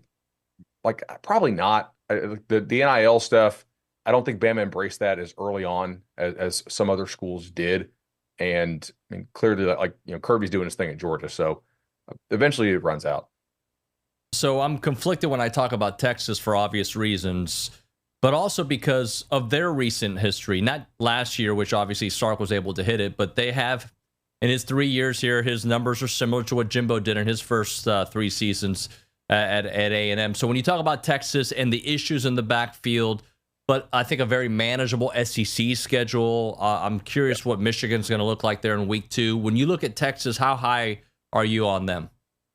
Yeah, I to me, there's like a top 2 in the sport right now, and then everybody is pretty consensus Oregon, Texas in some order for 3-4, which from like a number ranking standpoint, sure, I get that. But I think that like 3 and 4 is also really close to like 12, 13, 14. Personally, I think there's a lot of clustering, at least in my model, and it'll start to separate as the season goes on. But in the preseason, I'm not super confident that Texas is 3 with a bullet. They could be 9. Who knows? I'm a little concerned about their red zone offense. They were poor in the red zone last year relative to all of their other metrics. And think about who they lost at receiver. Think about who they lost at tight end. Like, they got a lot smaller now. I mean, Bolden is 5'8", Bond is like 5'11", Golden is 6 flat. Nyblack from Bama is smaller than the tight end they lost, whose name I'm forgetting now, to the draft. And then you lose your bigger back, right? In CJ, who he's from Orlando. I've seen him play a bunch. Like, are they better in the red zone? Because they've been, like, the narrative all off season is they're going to be better in the red zone. Most teams don't get better in the red zone by having a quarterback who doesn't run, losing their big power back, and getting a lot smaller at receiver and tight end. But that's just my opinion. I mean, maybe that they can find a way to scheme it up better. That's possible, but they're gonna have to show me on that. So, like, if I'm playing Texas, man, I'm not allowing the big player over the top. You got to show me that you can win in the red zone, because I don't know that the personnel is set up to be better in the red zone, and they already struggled last year. But how hard is it to evaluate Michigan, considering what we know? Obviously, the offense is going to look different. Donovan Edwards is back. The defense should still be just as salty. New regime, but similar faces. Yeah, I think it's pretty simple in most of their games. And the analysis is you can't block them. So, for about 9 of their 12 games, I think that they will not always win comfortably, but win because the opponent just cannot really handle what they have up front. I think their front is potentially better than it was last year. Adding Jayshon Barham from Maryland is not fair. Like, if this was the NBA, the commissioner would veto that trade. Like, that's not allowed on a team that is already that stacked. The secondary is a little thin, so that'll be a spot to watch, right? Like if they start getting injuries there, then maybe they're a little more vulnerable. But offensively, that's where I think you really call into question in the three difficult games they play: the Texas game, the Oregon game, and the Ohio State game. Can they actually score 20 points? Can they score 27 if they need to, if something goes a little squirrely? My guess is they're going to run with Orgy and run a lot of like spread option type stuff and play super slow again. But there's been a lot of Davis Warren chatter, and to which I ask, is that because Orgy can't play? Or do you actually like Warren? And if so, who are you throwing to? I mean, I don't know that I love their receiving options, with the exception of the tight end Loveland, he's a stud. Bud, man, big fan of your work. Thanks for making time, and let's do it again, okay? Enjoyed it. See you guys. Appreciate you. Bud Elliott there on the Boss Firearms Hotline. They provide high-quality firearms and components to their civilians and law enforcement customer base.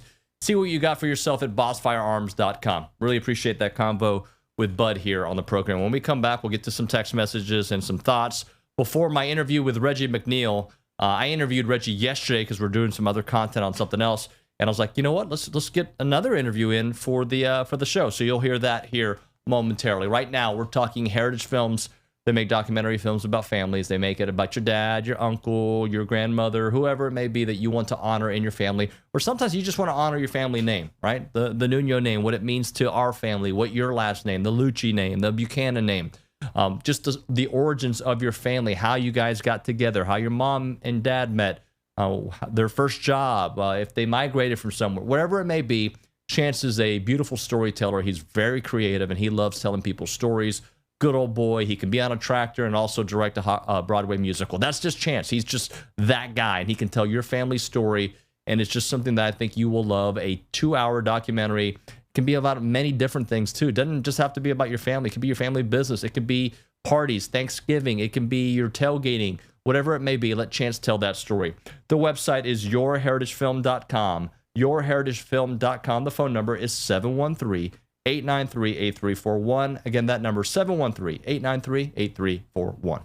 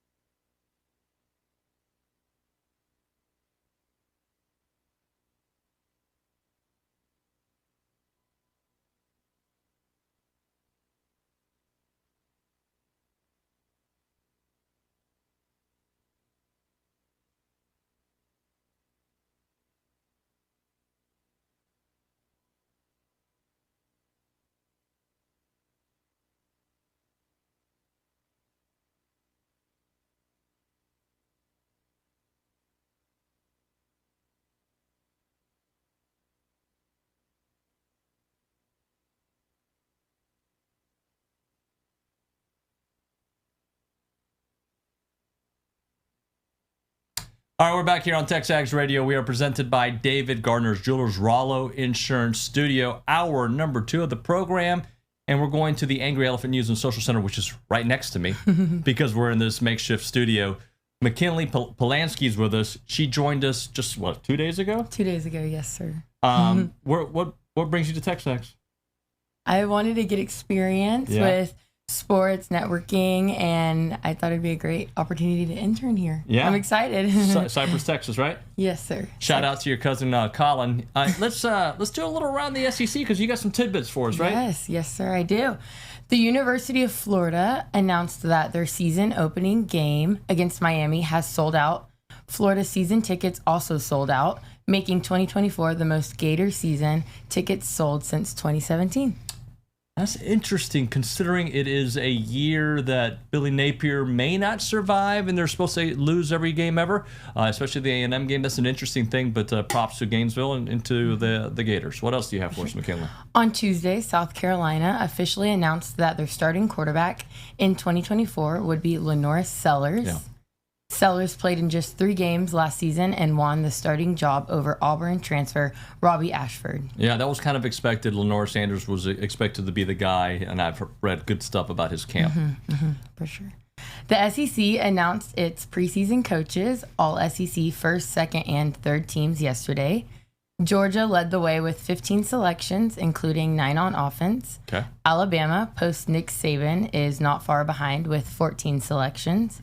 And defensive linemen Nick Scorton and Shamar Turner were the only 2 Aggies to make the list, both on the second team defense. All right, I can deal with that. I expect Connor to be on that list when they redo it at the end of the year.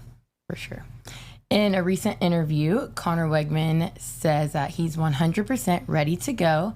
It's been a long time coming, and he can't wait to be out there August 31st, which is great news. Yeah, look, we've talked a lot about Connor today for obvious reasons. He's our number 1 in our 24 and 24. Billy will talk about him here in about a little less than an hour, so we'll chit-chat with Billy about that. But I'm expecting huge things. Look, I would love to have seen what a clean offensive line could have done for Connor, what could have done for Haynes, what it could have done for Max, and I think our offensive line is going to be significantly better this year, and Connor's going to be able to put up some big numbers. Let's go to a couple more stories. Texas A&M volleyball kicks off their season on August 30th at South Alabama at the Jaguar Invitational. And Texas A&M Athletics and Director of Athletics Trev Alberts announces celebration of 50 years of women's athletics at Texas A&M. Yeah, I saw that. There's some couple cool storylines behind that. And I know you have some info. I believe you have it. Am I seeing that correctly on the press conference that A&M had yesterday? No, I guess not. I have that information. Cotton Holdings is going to be the proud sponsor. I have that. Oh, okay. Right here, yes. Yeah, okay. With the return of one of the oldest and most legendary rivalries in collegiate athletics, Cotton Holdings has officially signed on with Texas A&M Sports Properties and Longhorn Sports Properties to become the title sponsor. Good stuff. We will talk with Bill a little bit about that. McKinley, great job on your first time on the show. Thank you very much. So much. When we come back on TexAgs Radio, Reggie McNeal, our interview with him. But before we do that, let's talk a little Caldwell Country Chevrolet. Highway 21 in Caldwell, online at caldwellcountrychevrolet.com. One thing you know about them is their great customer service. My wife yesterday had to take our vehicle there, and she's got a loaner, and it's electric. I've never done the electric thing, like having to find that stuff. So that was an adjustment for us, but it was great. They brought her the vehicle. She's loving it. It's been the top-notch customer service that we've gotten used to. If you haven't purchased a vehicle from Caldwell Country Chevrolet, you're missing out because they have great deals, great service, great people. And that's what you're going to get when you go to Caldwell Country Chevrolet. They have really good specials, and if you're looking for small-duty trucks or big-duty trucks, whatever it may be, they will take great care of you there with great pricing and a great trade-in value. It's about a 15-minute drive, Brian to Caldwell. Short conversation away, but you'll see the difference when you step on the lot and do business with the good people there at Caldwell Country Chevrolet. Highway 21 in Caldwell, online, caldwellcountrychevrolet.com.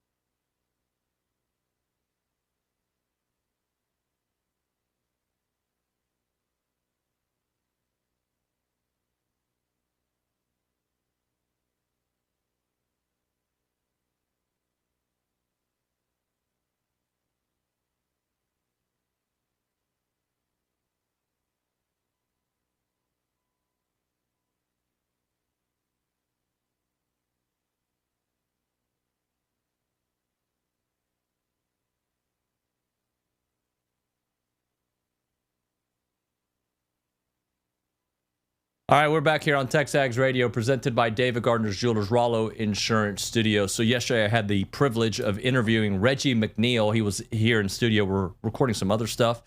And I was like, let's talk a little Aggie football, shall we? And we talked a little bit about his time beyond A&M. He gets into his time with the Bengals and some of the issues there and beyond. And we talk about Coach Elko and company. He's very high on Coach Elko and very high on Connor Wigman. Here's my interview with Reggie, the real deal McNeal. One of the best parts of my job is to see people kind of grow up, become men, fathers, and just cool dudes. Reggie McNeal's in the house here, who I covered. I remember when he was in high school. Then I covered him in college, and then I blow up his phone all the time. Reggie, what's up, man? Man, same on, man. We doing good. Yeah. Yes, sir. Life is great, and we steady rolling. So it's funny. You've been interviewed by everybody, right? But I don't know if connection is the right word, but I remember when you were here playing, and I covered you in the 04 season. Yes, sir. I talked to you every week. Every week. And then when you came to the studio, you were like, I remember you. Yes, sir. Yes, sir. All the old time, man. Yeah. Like you say, it's all that's what we did it for back then. That's so right. Today it makes everything that much easier. So tell me what you're doing, because I'm kind of getting. I used to be the guy that people said, "Man, you look so young." Now I feel like I live in College Station. I look old, right? Because everybody here is 18. Yeah, you look sure. the same, dude. Your beard is dark. Your skin is the same. Like, how do you look like you're 22 still? When you deal with the type of kids that I deal with, Yeah. my son included, they talk as much noise and run their mouth as much as they do, man. So I feel like I'm still competing and trying to keep up with them. Right. And so I know the day that as soon as something go out of whack, because I get too skinny, and my son like, Pops, you need to go do some curls. I'm Okay. like, what? I ain't got time to be in the gym like you, fool. But yeah, being around them, man, they keep me very humble, just say the least. Do your kids realize who you were, like watching you? I mean, obviously the Oklahoma game, but just watching you at high school highlights, like the things. Do they know, or they think they know?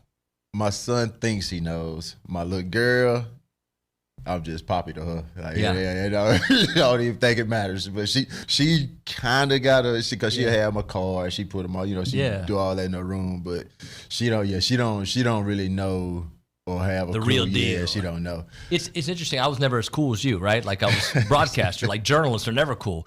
But like like my kids, like they think I'm such a dork. And I'm like, girl, you see me? Like I'm almost 50. Talking about a dork. Like, Dad, you're not cool. Like what? But you stayed cool, man. And like I say, it's the kids keep me up to point. So my the first kids I started training. One is OC in Corpus Christi Memorial. Veterans. One is coach at Fulshire. CD Lamb is one. Okay. So that was in Jalen Dart. I got some kids that I work with that, there's a couple in the league, but they all doing high stuff now. So those are the dudes I've always been around youngsters, so they keep me up to par on all the music, which a lot of it I just can't stand. Yeah. I mean, that's what they listening to. So I get to stay young on the mental side because of them. And man, my son them be always wanting to be in 7 on 7. You think I'm I'm around kids all day long. We got the radios out there, so we got to listen to their music. So that's pretty much what keep me going. Yeah, the rap music ain't the same like it used to be. I'm just saying. Yeah. So we have a bit of content coming out soon. I'm not gonna tell you what it is, but it's gonna be really good. So I know what we're gonna get into in that. But I want to take it a different place. I want to talk about your time in the NFL for a minute and just what you learned, and then the CFL as well. Mm-hmm. Going to the Bengals as a wide receiver, just the transition, your mindset, the guy you played with some dudes, right? Just talk a little bit about that whole experience. Man, this number one is the business. It is a business, and fun times is key. A bunch of grown men with money. Yep. And everybody is you still. I mean, you know how we are as men. We still clowns and fool around and talk mess with each other. So none of that change. But man, it's the game don't change. The biggest part of it is the politics and the business side of it. So now it's just a big business that you're dealing with. So some kids, myself included, it's not about if you're good enough. Mm-hmm. It's the other things. And playing the game, right? Yeah. So now when I come out of college, I was tabbed from Francione that I had an attitude issue, and they followed me. So then I never had any attitude problems or no issues, no run-ins here. But then at one time, then something happened, and then I snap, and they see that attitude. Now I got an attitude. Right. So now, yeah, what they were saying was true about me, and that's how on my side of it. That's how that's just what it was. And then once I was a bad mental guy. It was hard to shake that, right? Yeah. So I go to U of H. I mean, to the Texans, do a workout for him. Man, he hell of an athlete, but we don't know. I go to Oakland, the best receiver there, but I don't know. We don't know because and my agent come like, damn, man, what did you do to Marvin? I'm like, I ain't did nothing to Marvin. What you do to Fred Jordan? I ain't do nothing to Fred. All right. I ain't did nothing to these people. CFL, I'm gonna tell you, CFL is they are, because it's not as big as a $1 billion business like we are here. Right. So when you do things over there or go out, they let you be men. Like if you're an American, you get in trouble, you're going back home. Mm-hmm. We don't care if you go out, we don't care what you do, but as soon as you get in trouble, you're gone. So make sure you just make good decisions. After the games, you go on the road in Canada, you go on the road, you spend the night. Right. You don't get on the plane and go right back. But they tell you, y'all go out and party, y'all have a great time, but you miss that flight in the morning. That's bad. But so I mean, but I was in Toronto and I had a blast over there too. Did you? I did. Yeah, it was a good time over there. Remind us who some of your teammates in Cincinnati, because you play with some dudes. Chad right? Johnson, yeah. TJ Ocho, Husmanzada, yep. You got Chris Henry, that's right. Dexter Jackson. What was O'Neal name? The corner. Marvin Lewis was your coach? Yeah, and he had no control over the team. Really? We had a ton of talent, but had no control over the team. Not at all. And then let's kind of look at A&M athletics. Yes, sir. And your time. So little bit of a tease. We're going to talk about his time at A&M and this other bit of content. But I want to talk a little bit about what A&M means to you, right? Because at times you've had a weird relationship with A&M. There's parts that, you mentioned you didn't love the way things ended with that last coaching staff, right? But overall, some of the best friends of your life, wide receivers, quarterback room, like just there's even people across the street still. I was like outside of football, right? Like two of my best friends that I work with, do business with, that's helping me put stuff together. Janice, Aggie, Nat Parsons, Aggie. I deal with guys that run White Bridge Capital, some real Aggies, and so is the afterlife here. I mean, you can go anywhere in the country because one of my business partners, she's in Mexico. Wow. One of them, one is in Uruguay. So the camaraderie, the life after football and after school here is next level. And I mean, that's the biggest thing outside of sports and football. All the memories and stuff that we made on the field.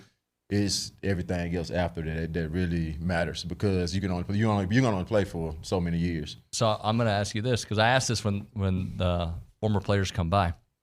This town is different than the town you play football at, right? What? Yeah. Right? Like you texted me like, where are you guys? Like, it's like busy. It's a big city now, right? It's like it's a city now. It's so much. Like I be riding through it, I be like, man, what? Oh, yeah. But I like it. You like it, right? Yeah, it's good. You see the growth. You see where it's headed, and hopefully it rolls right into the program too. Well, let's talk about that program because you said you already know Coach Elko. What do you think? I think two things. I think our schedule falls perfect for us. It's not the toughest. His first, but it ain't easy. It's not easy. I mean, any time you go in the SEC, it's not. It's not gonna be easy. But we did escape some big time names, and no Bama, no Georgia, no Ole Miss. Yep. And so Elko, when he was here the first time, he was an amazing defensive coordinator. Yep.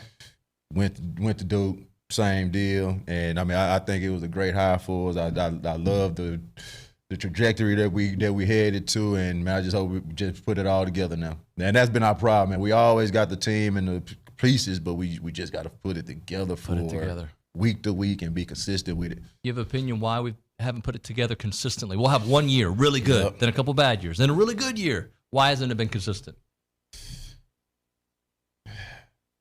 Man, that's a tough one. Because I go to you could take it back to how the recruiting game goes. Because I see a bunch of kids and I see a lot, and so we chase stars instead of players. And I think they're doing both right now. They're getting the right stars. And that's what we need. Yeah. You have to have, because all the stars. And I was talking to a coach from Miami.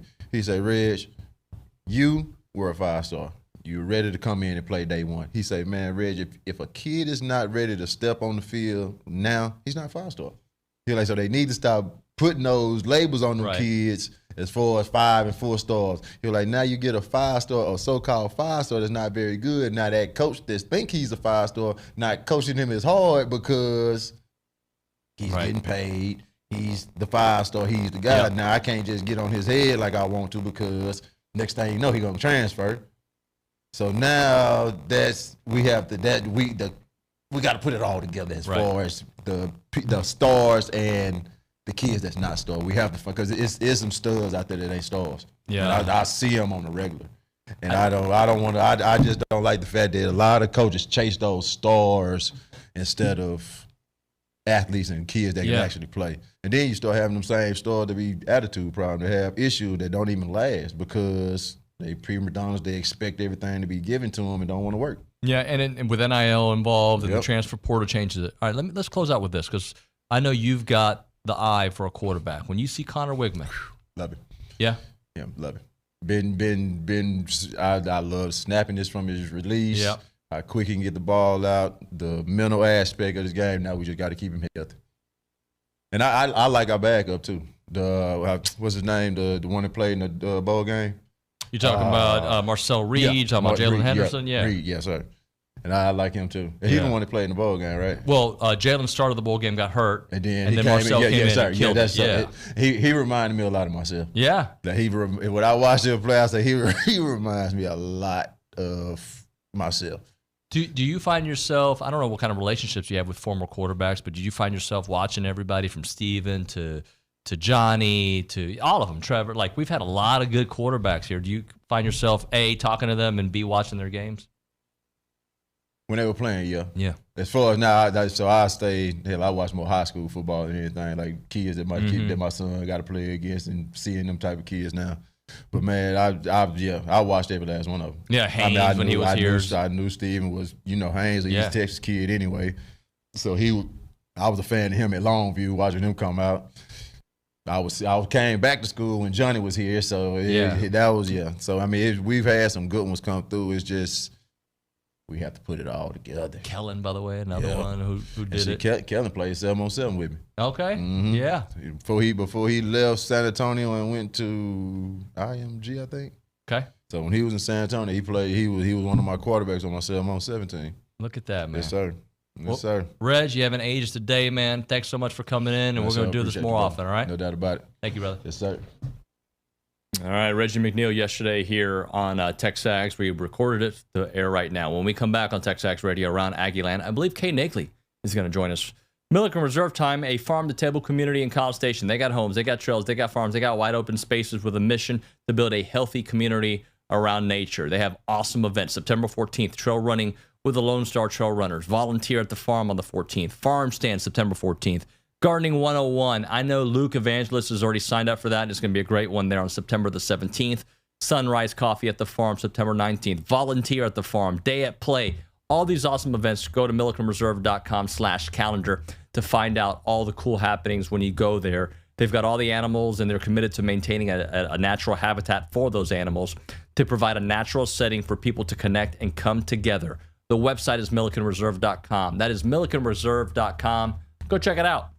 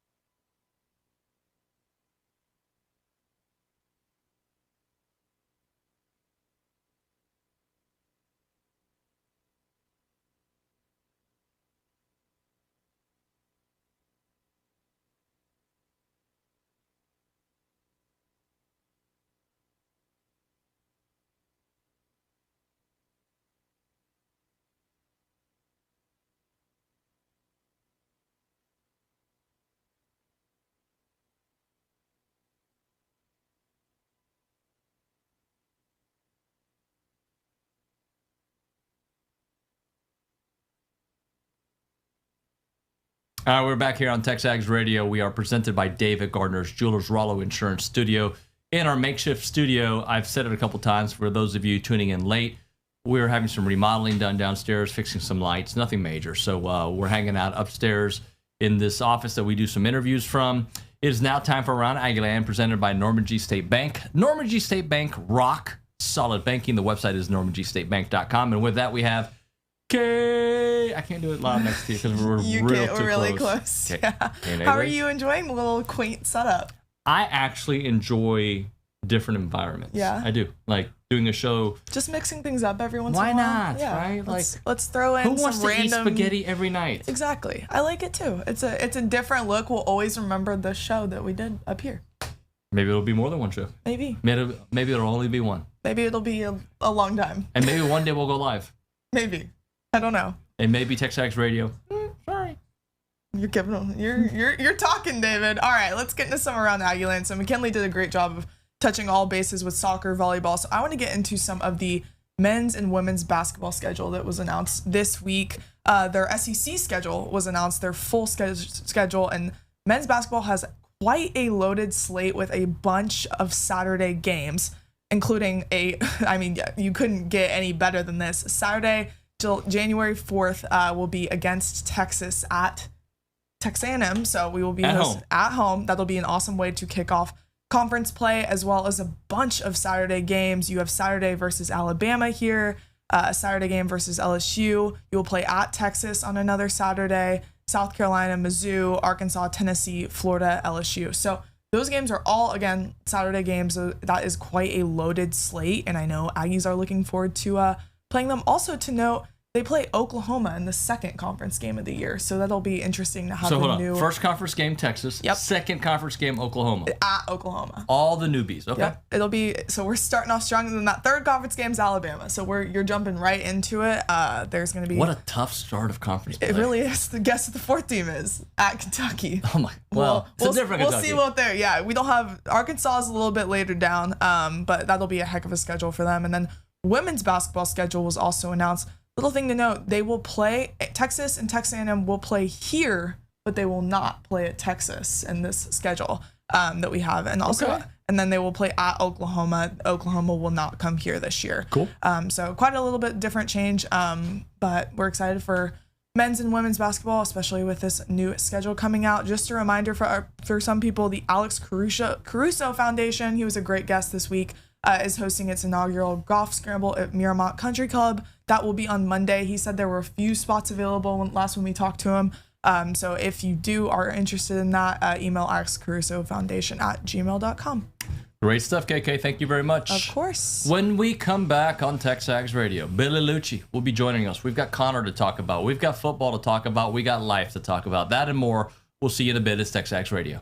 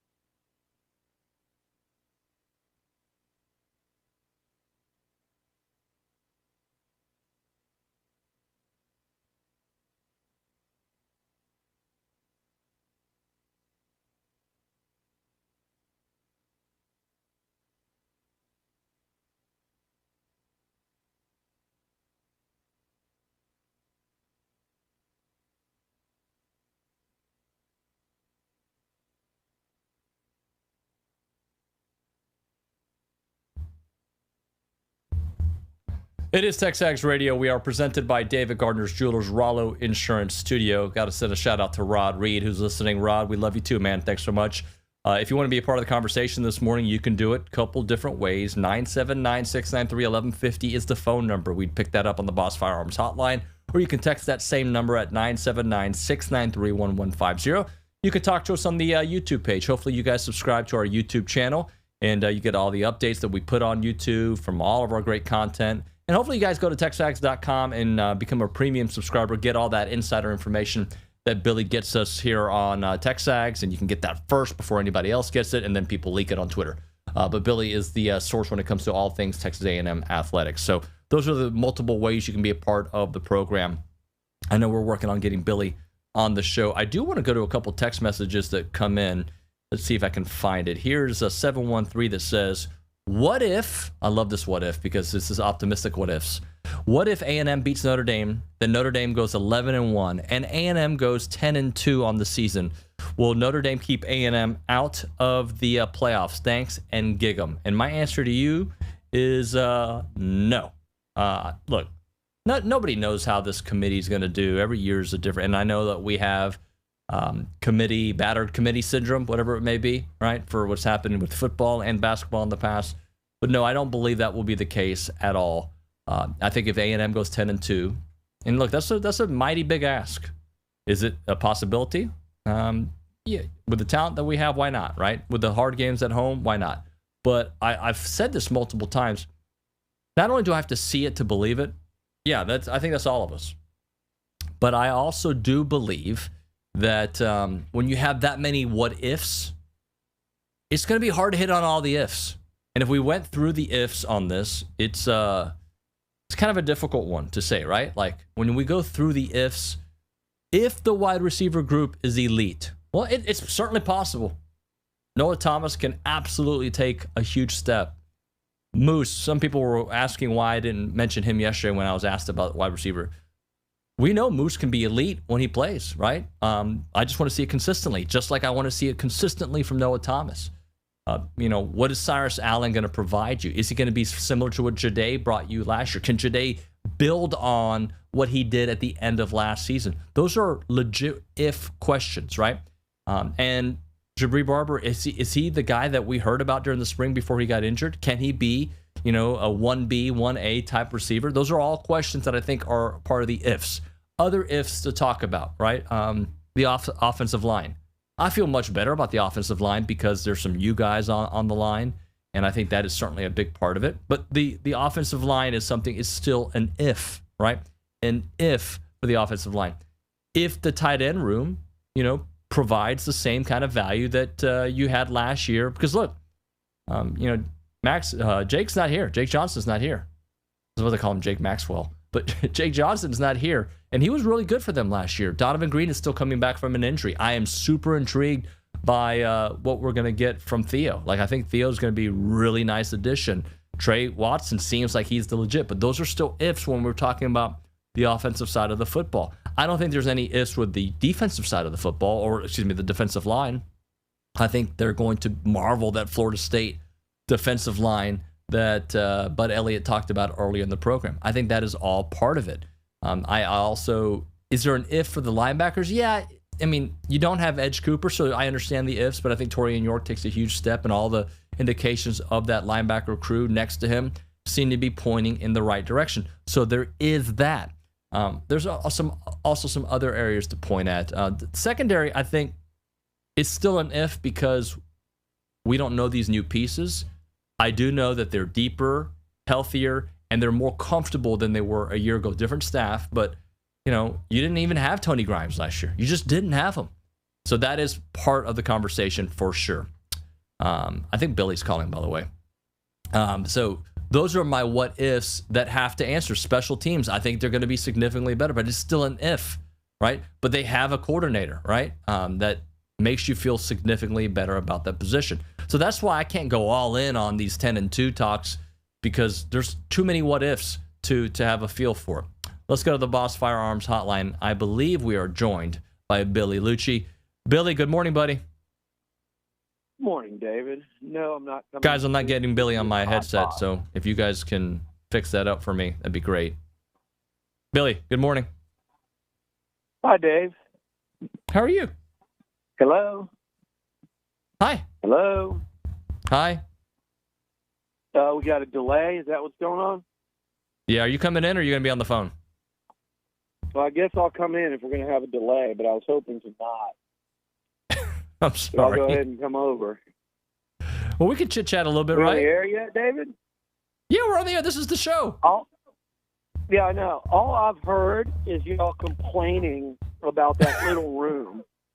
Olin glitched out earlier. I thought we were going to have to reboot him. Apparently, Olin versus the word monsoon is one of the great battles of all time. Man's greatest battles is Olin versus the word monsoon. I like this room, Billy. The delay becomes an issue when you're talking, but I can handle it. I've done it before. Yeah, you handle it very well, let me tell you. You really do. Oh, I hate hearing myself laugh 5 seconds later. Anyway, Jake Crane, our buddy, the Craniac, right? He has A&M 5th in the SEC and Texas 6th in the SEC. And you got our buddy Josh Pate, who's got Texas winning the SEC. Make sense of what these predictions are, Billy. I believe Pace also got Texas playing for the national title. Listen, here's my thing on that. I think that demonstrates not only the balance in the league this year, that, in terms of the parity we're likely to see, but also I think it demonstrates Texas in terms of, when we've talked all off season about teams that we care about, what's their ceiling, what's their floor. And Texas, I think that's right there. Those two guys gave you their ceiling and their floor. I think if everything plays out, great for Texas, and they take advantage of that schedule, and they're able to, they don't even have to beat Georgia at home. Hell, they could lose to Michigan on the road and Georgia at home, and in theory go 0-2 against the two best teams on their schedule, and they would be playing. I don't think there's a world where they wouldn't be playing for the SEC championship. I guess in theory, somebody could go undefeated, Georgia could lose one, or there could be one-loss teams in Texas left out. But you get what I'm saying. That's the upside. Those receivers end up being as good or better than the guys last year. Sark just lives up to the hype as a play caller that no one can stop. He keeps it all together this fall, and then that defense gets better than they were last year, where the secondary was torched pretty regularly right up through their final game of the season against Washington with Penix and company humiliating them. And they get better, and there's your ceiling. To me, the floor would be Quinn Ewers continuing to be up and down with his performances. And I know people disagree with that. I personally think he'll take the next step. I think it's just part of a natural progression for him. But there's also a world where that is what we've seen from him is who he is, which is he has Saturdays where he's very inaccurate, where the pressure gets to him. He misses deep balls down the field far too often, and he struggles. I mean, I could give you probably 5 games last year where that was the case. And forget about stats. Just watch the game and be honest and say, how good was this guy? And then there are other games where he looks incredible, like Bama. So I think if that happens with their injuries in the backfield, if that secondary only gets a little better and it doesn't make that massive leap that it needs to make, then they're a team just like A&M and LSU and Tennessee and Florida, Auburn, whoever. They're going to be a team that probably looks up and realizes, man, we lost a few close games. Well, why was it? Well, it's because of the aggregate, because we're a good team, but we weren't a great team. Good teams in this conference, there's going to be a bunch of them, and it's just going to come down to how many games do you win or lose in the last 4 minutes. So I think their floor for Texas is like an 8-4 type of season. Billy, I started off the show with some thoughts on if I had a hesitation at all on A&M is just the fact that 2 out of the first 3 games are very difficult matches, or matchups, I should say, for a program that is rebooting and restarting. But it's not a complete reset, obviously, because you got half your team coming back and your core players coming back. But if I was to hesitate a little bit, that would be why I would hesitate. Yeah, no, there's a world where I would tell you, to me, I'm much more worried about Notre Dame, Florida, than I am Missouri, LSU. Mm-hmm. And I'm not sure Missouri or LSU might be better than Notre Dame. Like, if those teams were playing mid-season on a neutral site field, I'm not sure both of those teams wouldn't beat Notre Dame. I don't think we'll ever know that, because even if the Aggies beat the Irish, I think Notre Dame's going to kind of roll their way into like a 10-2 playoff berth. But as I sit here right now and I look at Notre Dame and I watch them, I look at them from last year and what they have coming back and what they don't have, and I'm like, man, I mean, I don't know how they're any more of a tough game than LSU and Missouri. But because of what you said, because it's so early, game 1, game 3, one of them on the road, I'm not sure I wouldn't tell you right now today, if you said odds of going 2-0, Notre Dame in the opener and Florida 2 weeks later in the Swamp versus Mizzou and LSU at home in October, I would put my money on the October game, even though I think that's a tougher assignment in terms of the teams you're playing, if that makes any sense at all, and I think it does.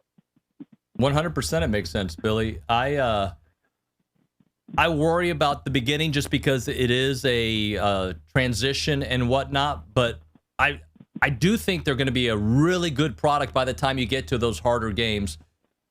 Follow me on this, because I find this preseason and this offseason. David, yes, sir. David, that's exactly why I said get back to me.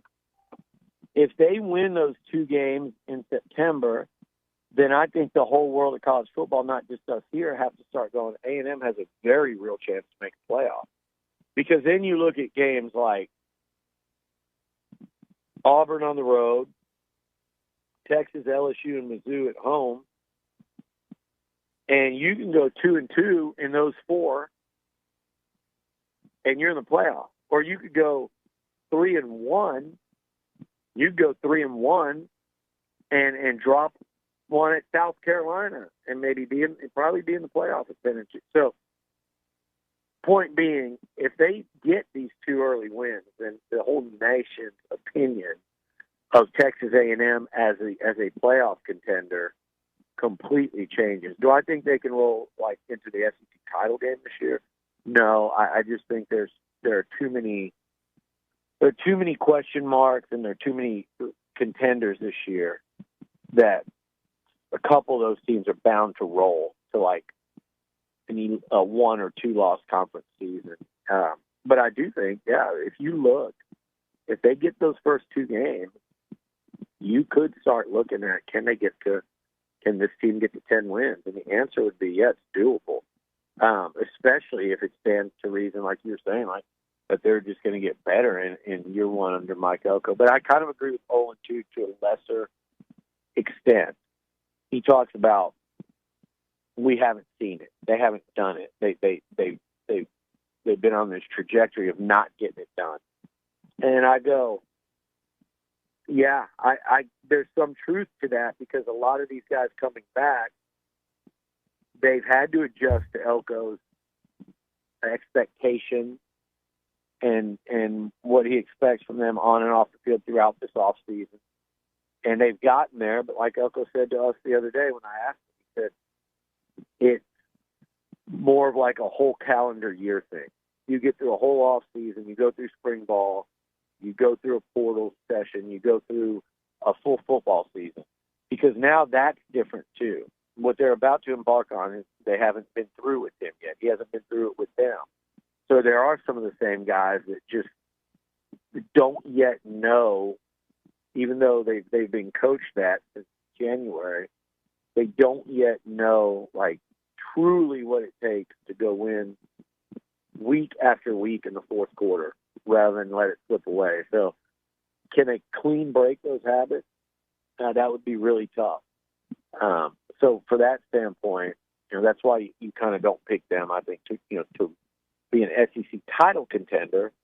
But I do think if they start strong, they can be a playoff contender. See what I'm saying? Yep.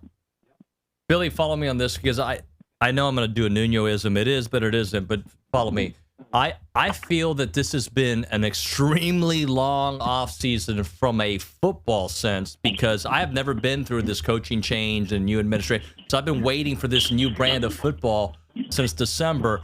But because of the success in other sports, women's tennis, baseball, obviously, and all the other sports, right? Like, and basketball having a nice run. Because of that, I feel like it's been a shorter offseason, at least for talking points for when it comes to A&M athletics. But football, I just feel like we're a week away from the McKinney brothers being here for the final countdown. It's finally here. It just feels like it's been a really long time. Yeah, it does. See, to me, I feel like it's kind of zipped by, actually, for all the reasons you said. It made it seem faster to me. So I'm here, Nuño. Go to a commercial.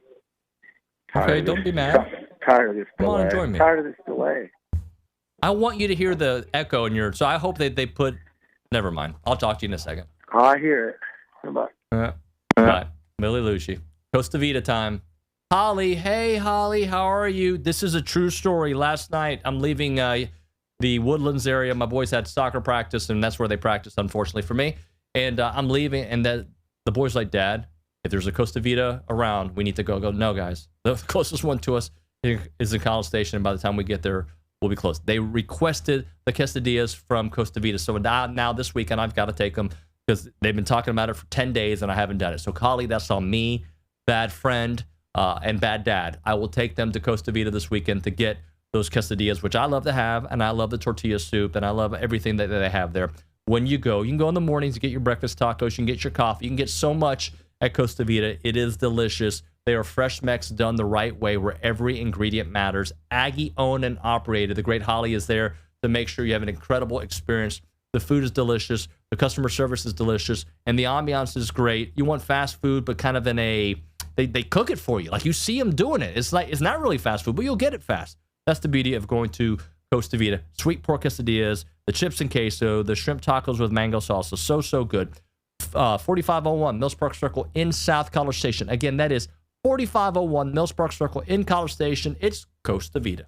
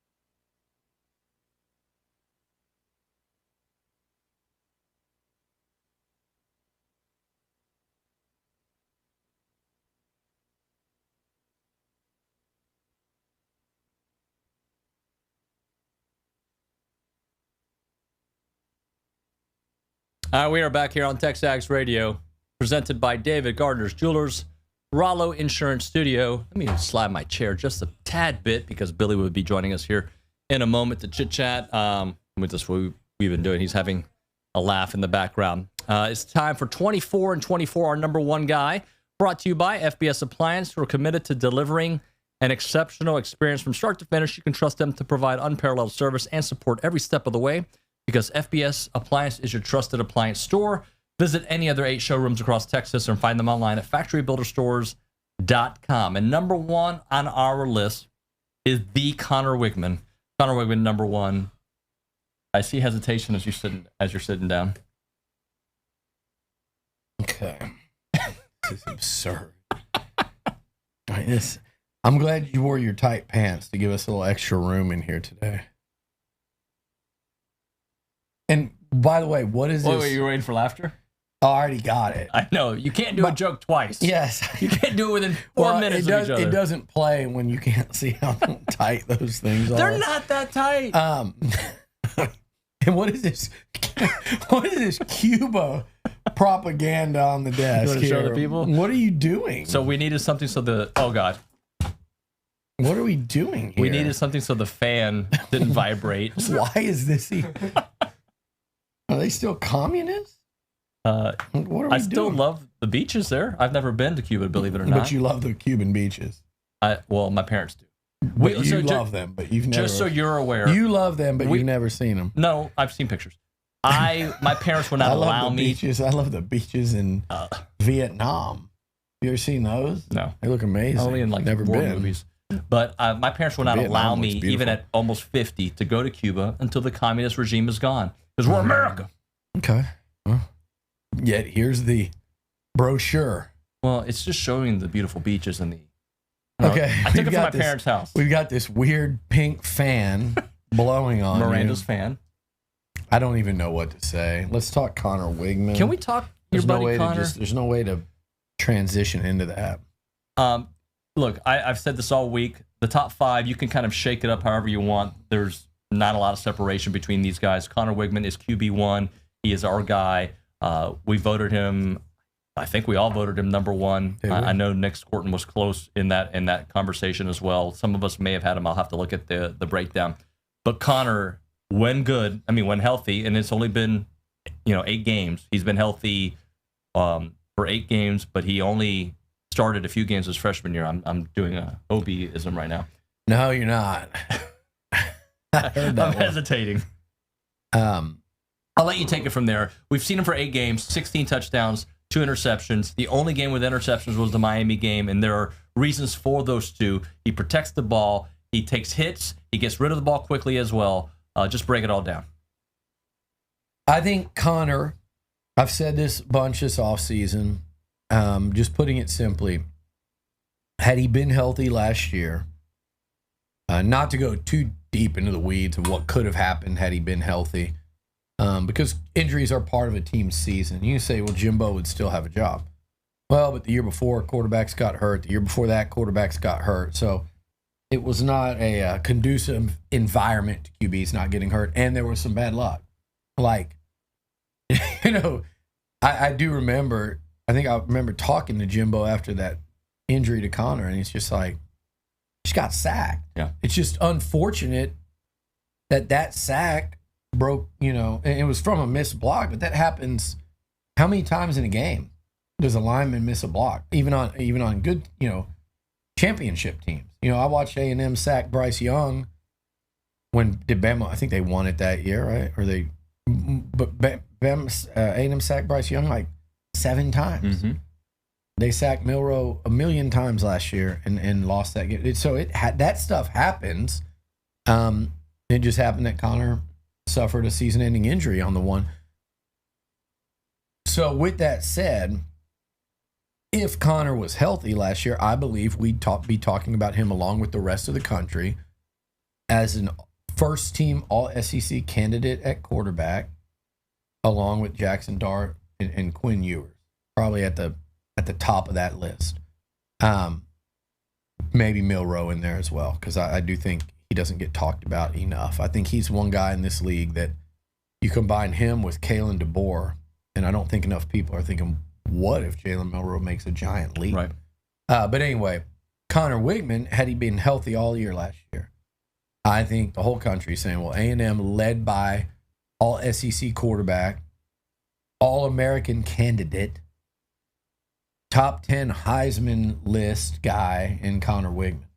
I think that's how people would have been talking about him, because that's how I think his season would have gone. And do we have a large body of work to show? No. And look, we've seen Connor struggle in games too. He was struggling a little bit in that first half against Auburn. Miami, his team lost by a couple touchdowns, but he had no protection, was getting abused. And I thought, if you go back and watch that Miami game, and now people are starting to, but you know how long I've been saying this, right? Now it's become in vogue on Twitter. People go, oh, hey, look at Connor's throw. And I'm glad to be able to provide that, by the way, because we have been talking about this for a long time. Jordan Rodgers has been talking about that for a long time. I think that was where the conversation actually started. It did, yeah. It was, I've said it before, it was dinner the night before that game. And earlier that day, I had talked to Tebow. And all three of us, those two, and I was just the one talking about that game, A&M Auburn. And the conversation was at that time, who's the best QB in the SEC? And Jordan's like, I got some really nice highlights. Tell me, like Wigman, Dart, Jaden Daniels. Now, obviously, Jaden Daniels soared. Ended up winning a Heisman, should have won it, deserved it. He was incredible. No one's saying that would have been Connor, particularly on this team. There was no Malik Neighbors to throw to last year. There was no Brian Thomas. But what Connor Wigman was trending towards was to be an all-conference contender. I think that's what he would be. And why? Number one, he's a gamer. Okay? You go back and look at how he played in his first ever career start against a good Ole Miss team, where he outdueled Jackson Dart. The running back, Quinshon Judkins, went crazy in that game. Jackson Dart did a lot of scrambling with his legs, had a hell of a game. But Connor Wigman, his production in that game was like that of an All-American. Yes, it was. You look at his numbers, you look at the throws he was making, the way he started that game. Then you go a few weeks later to that LSU game, and that was the Devon A-Chain show. But you watch some of the throws Connor made early, some of the scrambles he made early to keep games alive when it was close, and then trusted Moose Muhammad to go up and get it late and not being scared to throw him up there and let your guy score touchdowns and make big catches. I think it was like 12 for 18, but he was A++ in that football game. He looked like a veteran. He looked like a fourth-year starter. He was a freshman. And then we go and talk about that Miami game.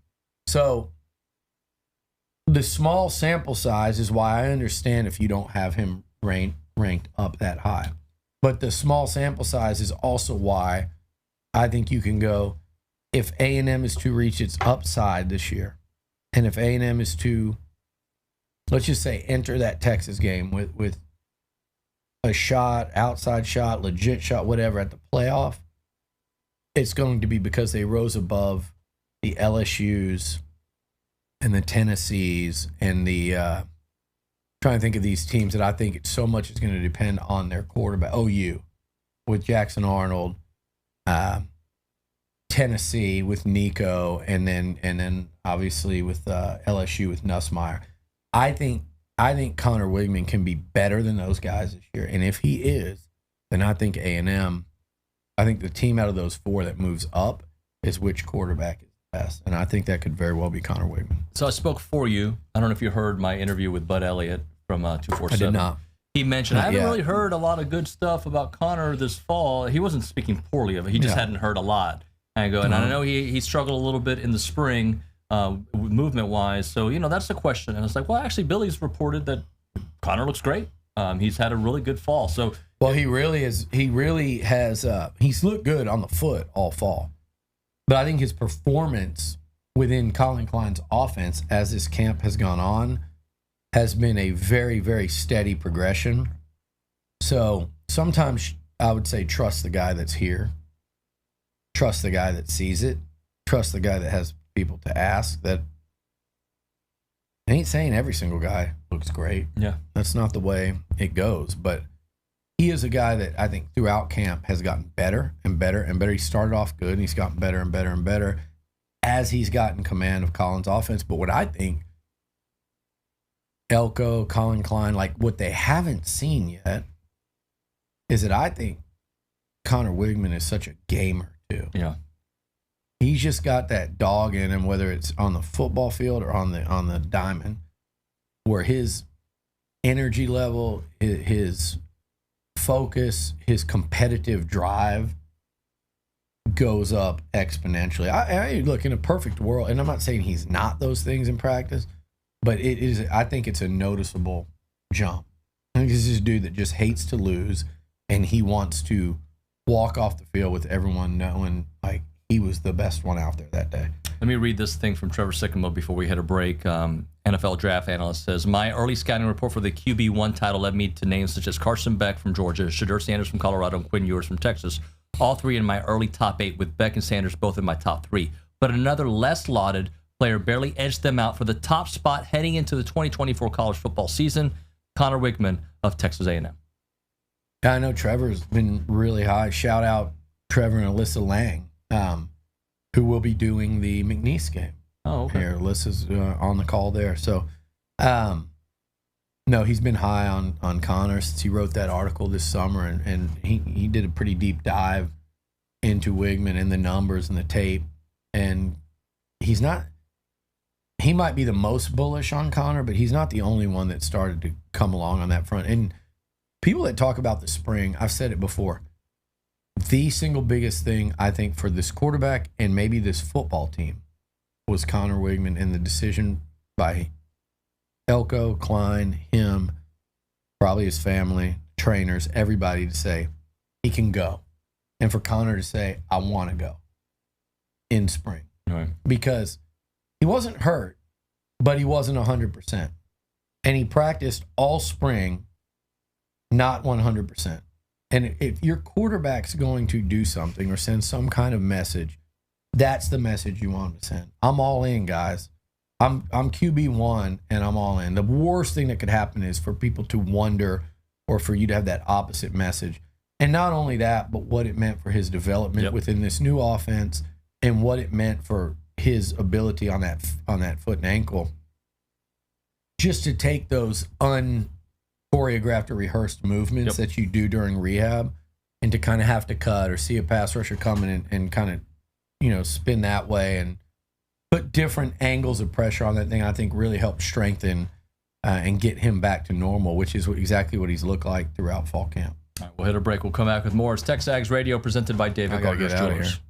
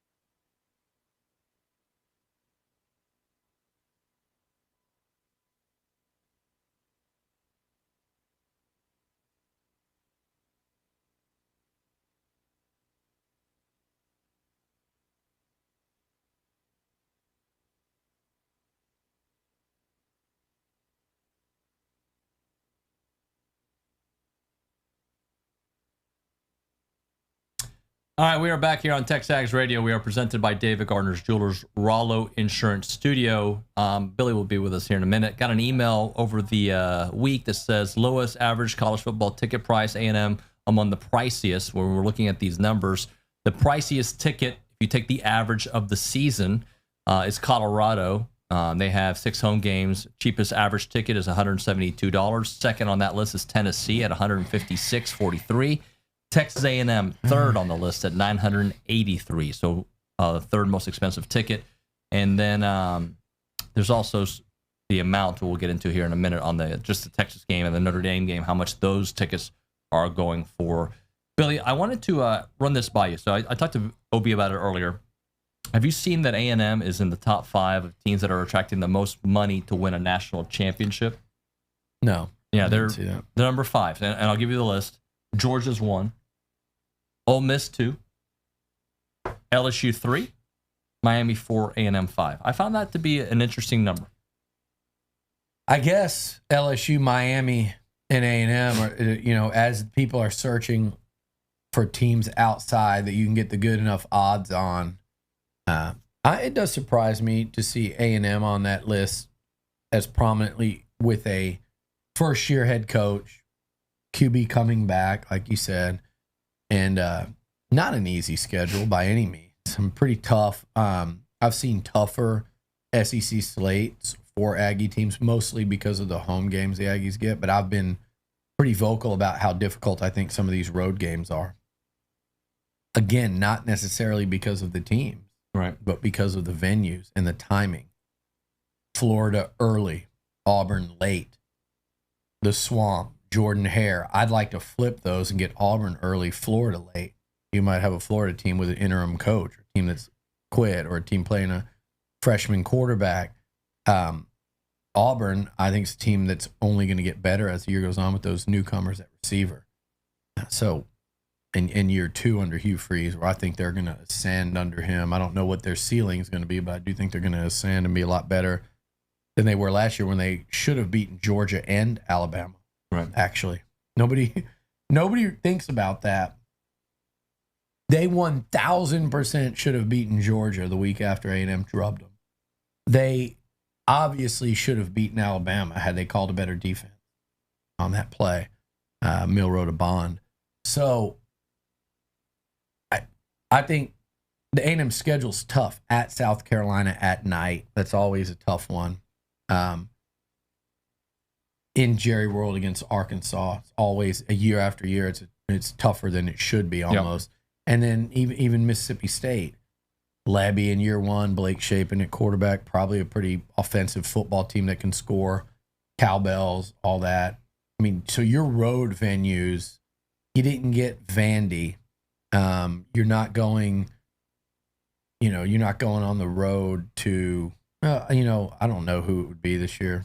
Besides those, Kentucky, they're tough. But, I mean, I don't think of that venue as the most daunting over there. What is it, Kroger Field or something? But, anywho, I just think I think the A&M schedule is tough. It surprises me that they would be in there. I would have thought maybe the picks would be going in on somebody like Tennessee, which I think the Vols are getting a little undue hype. And I think LSU's getting a little undue hype. I agree with you. I don't know that those two teams should be getting hyped as much as they are. It has nothing to do with A&M. I don't think A&M should be getting hyped up anymore. I think the ranking that we've been seeing is generally in the fair range of where I think with what they have coming back year 1 under a coach. Like do I think they can be better than that ranking? I absolutely do. I almost expect that they will. I do kind of expect that they will. But I understand it. I think Tennessee and LSU are getting a little too much love. LSU lost Jaden freaking Daniels. They lost 2 first-round level receivers. And that was kind of their whole thing. They sucked on defense. They were historically bad on defense. And they lost good players off the defense. And I know they brought in Missouri's defensive coordinator, and they will try to convince you in Baton Rouge that House is better, than he is. I mean, what did Missouri do defensively? That they were known for their offense. They were known for what they did at quarterback, tailback, and receiver last year, way more than anything they did on defense. I watched them and LSU play in that football game that no one could stop the other one. It was like 100-90. That was his defense. So to me, like I'm sitting here going, where I know their O-line is going to be really good, and Connor Wigman has shown so much more than Garrett Nussmeier has. He's shown so much more than Nico has. Now, Nico, it's a much smaller sample size. Connor Wigman's shown so much more than Jackson Arnold has. So these are the teams I'm looking at where people are going, oh, okay, yeah, let's this could be a break. Heupel in Tennessee were what? They were around 7-6 maybe in year one. They had an amazing year two, led by Hendon Hooker. Then he got hurt. I believe they ended up a 3-loss team. And then last year they weren't very good. And again, I'm an Aggie sitting here saying this, so don't go there. Better they beat A&M. Talking about in the SEC and in the national picture. So 2 of the 3 years they weren't very good. Do I think they're on the rise under Heupel? Yes, I do. And I think the way he's recruiting right now, what that place is pumping into NIL, I do believe there's a, hate to quote Bronny, but the rising tide raises all ship thing going on with baseball winning a national title. I think you could see, that basketball team's got it rolling. By the way, you look at A&M and baseball, and Buzz Williams should have a great basketball team this year with Wade Taylor leading the way and all those veterans. I do think that happens. I do think there's a carryover effect from sport to sport. There's a culture thing that goes on. Texas has that going right now. The day after we talk about they're going to start this Lone Star Showdown again, right? Well, Texas, you're starting it when Texas is on top. Quite literally. They've won the last 3 Directors' Cups, right? Like, they're as good as you can get athletically across the board. And A&M just going, sign me up to go head-to-head with them in every sport, and let's keep score. That's a daunting task. Yeah. But, you got to start sometime. Hopefully, soccer, volleyball. I mean, Texas volleyball is a big part of why there's good 2 back-to-back national titles, but kind of makes the football game even that much more important, though that's not what anyone's going to be thinking about at that time.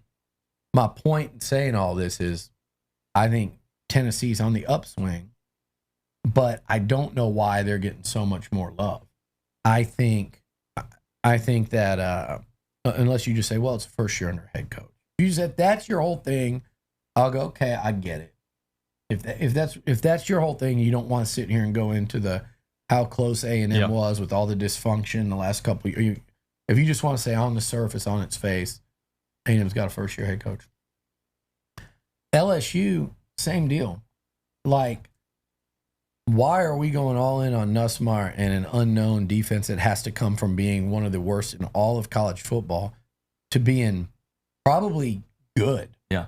Probably like top 20 good, because offensively they should be nothing like they were a season ago. And by the way, don't tell me that those 2 coordinators are magically going to snap their fingers and be better than Denbrock. But Kelly wanted to push them and wanted to keep them and push them up. And that's why Denbrock was looking around. And a lot of LSU fans don't understand that because they refuse to believe that he would have left LSU for A&M. They think he just left to go home to Notre Dame. If it wasn't Colin Klein, I think Denbrock, I think he would have taken the job regardless, because he was looking to get out because he knew that there was a push to get those 2 guys in there. It's kind of the almost co-OC role, and he's sitting here going, right. Yeah, did you not see what we just put on the field last year? So hopefully he doesn't get that going at Notre Dame right away. No. All right, let's hit a break. We'll come back with one final segment. It's TexAgs Radio presented by David Gardner's Jewelers.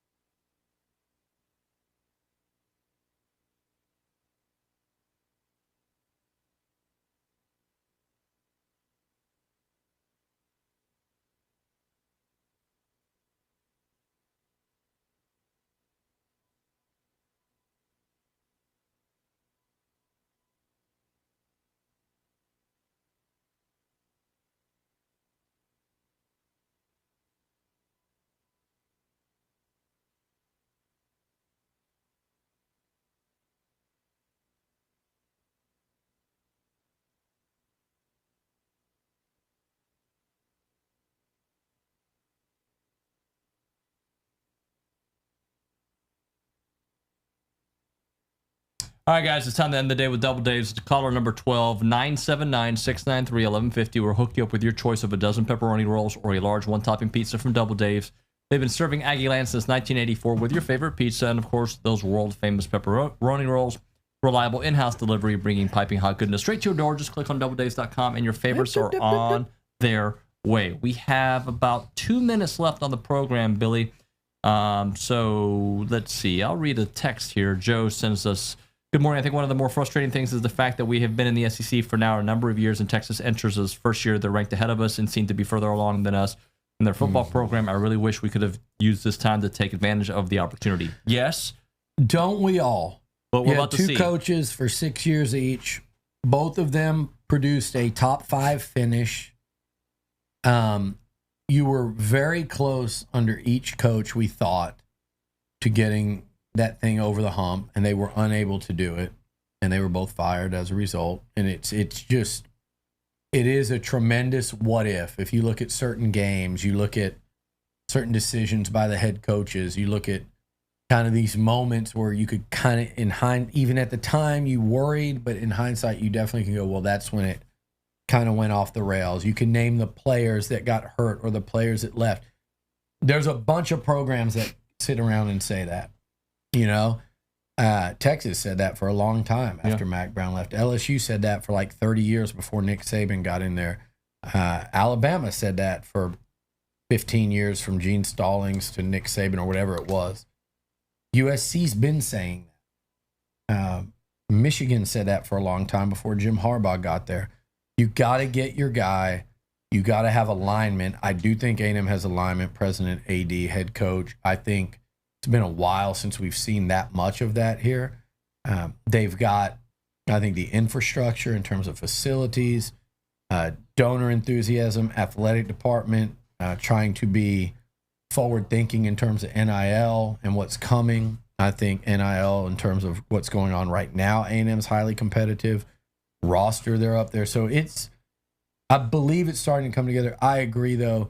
The timing, you wish A&M would be at a higher spot and not breaking in a new coach as Texas enters. But it worked out for Texas and OU because they had 2 whole years and 3 cycles in recruiting to recruit off the SEC while playing in the Big 12 schedule. They got a great situation there, but it's okay because this season I think there's going to be a lot of teams that rise and fall from what we see them in the preseason. Thank you, Billy. We will see all of you on Monday.